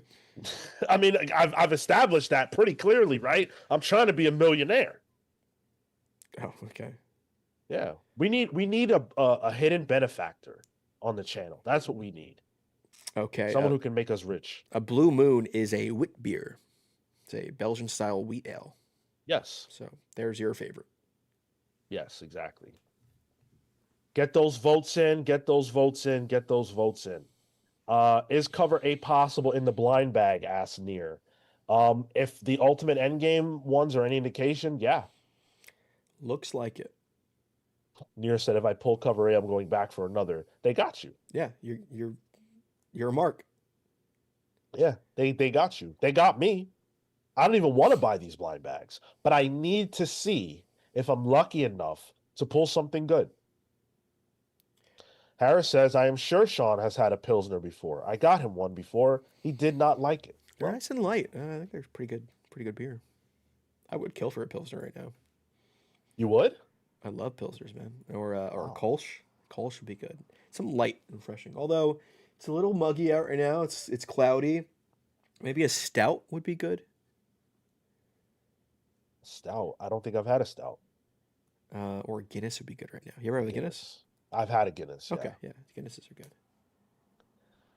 All right. Near said they fucked up letting me have money. You're gonna say that on a show where your wife occasionally hears it? They should have never let you have money. Never, Near. You know why? Because you dropped that comics bucks right over here with us. Electric says, sorry, Tyler. It's that Sean Charm that won this vote from me. Wins me the way he do it, but you were both on point on Gore. You don't think I have charm, Electrics? I'm charming. Parents love me, okay? I got parent Riz. But I don't have Riz for daughters. Dude, I don't think in the history of my existence that anyone has called me charming. So thank you. That's a wild shift from disgruntled. I know, right? Maybe I'll make that my new name on the Discord. But I did close the poll. Sean 64%, Tyler 12%, neither. Ooh. Or Tyler 24%, neither 12%. Who put neither? Marco? How dare you? Yeah, what was it? Yeah, that's right, Chris? Marco, yeah. Chris and Marco. How dare you? Oof. Entertain Me said, Sean, if you want to get rich, why don't you finish Hush 2 and Jim Lee's Play? I'm not embarrassed by a lot of things, but I'll be honest with you. The fact that I can't draw, like whenever I'm asked to draw something, it makes me mad and it embarrasses me. I did make you draw one time for the show. Did you Yeah. have to draw a Liefeld cap, right? Yeah. But I remember being like, you did the objective. People knew what it was.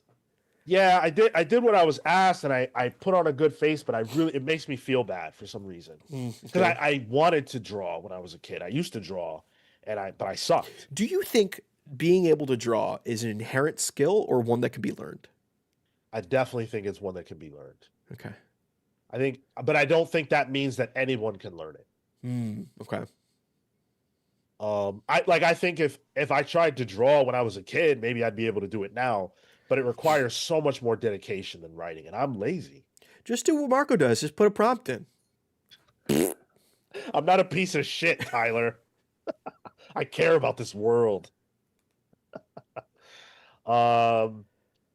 New year equals new Sean. Charming. Yeah. Oh, yeah. I'm a real charmer. All right, guys. We've put in our time. You guys have put in your time.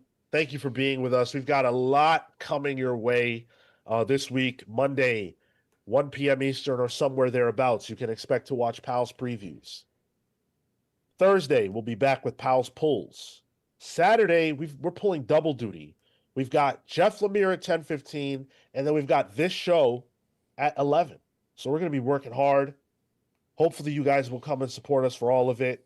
We love you. We thank you so much. Until next week,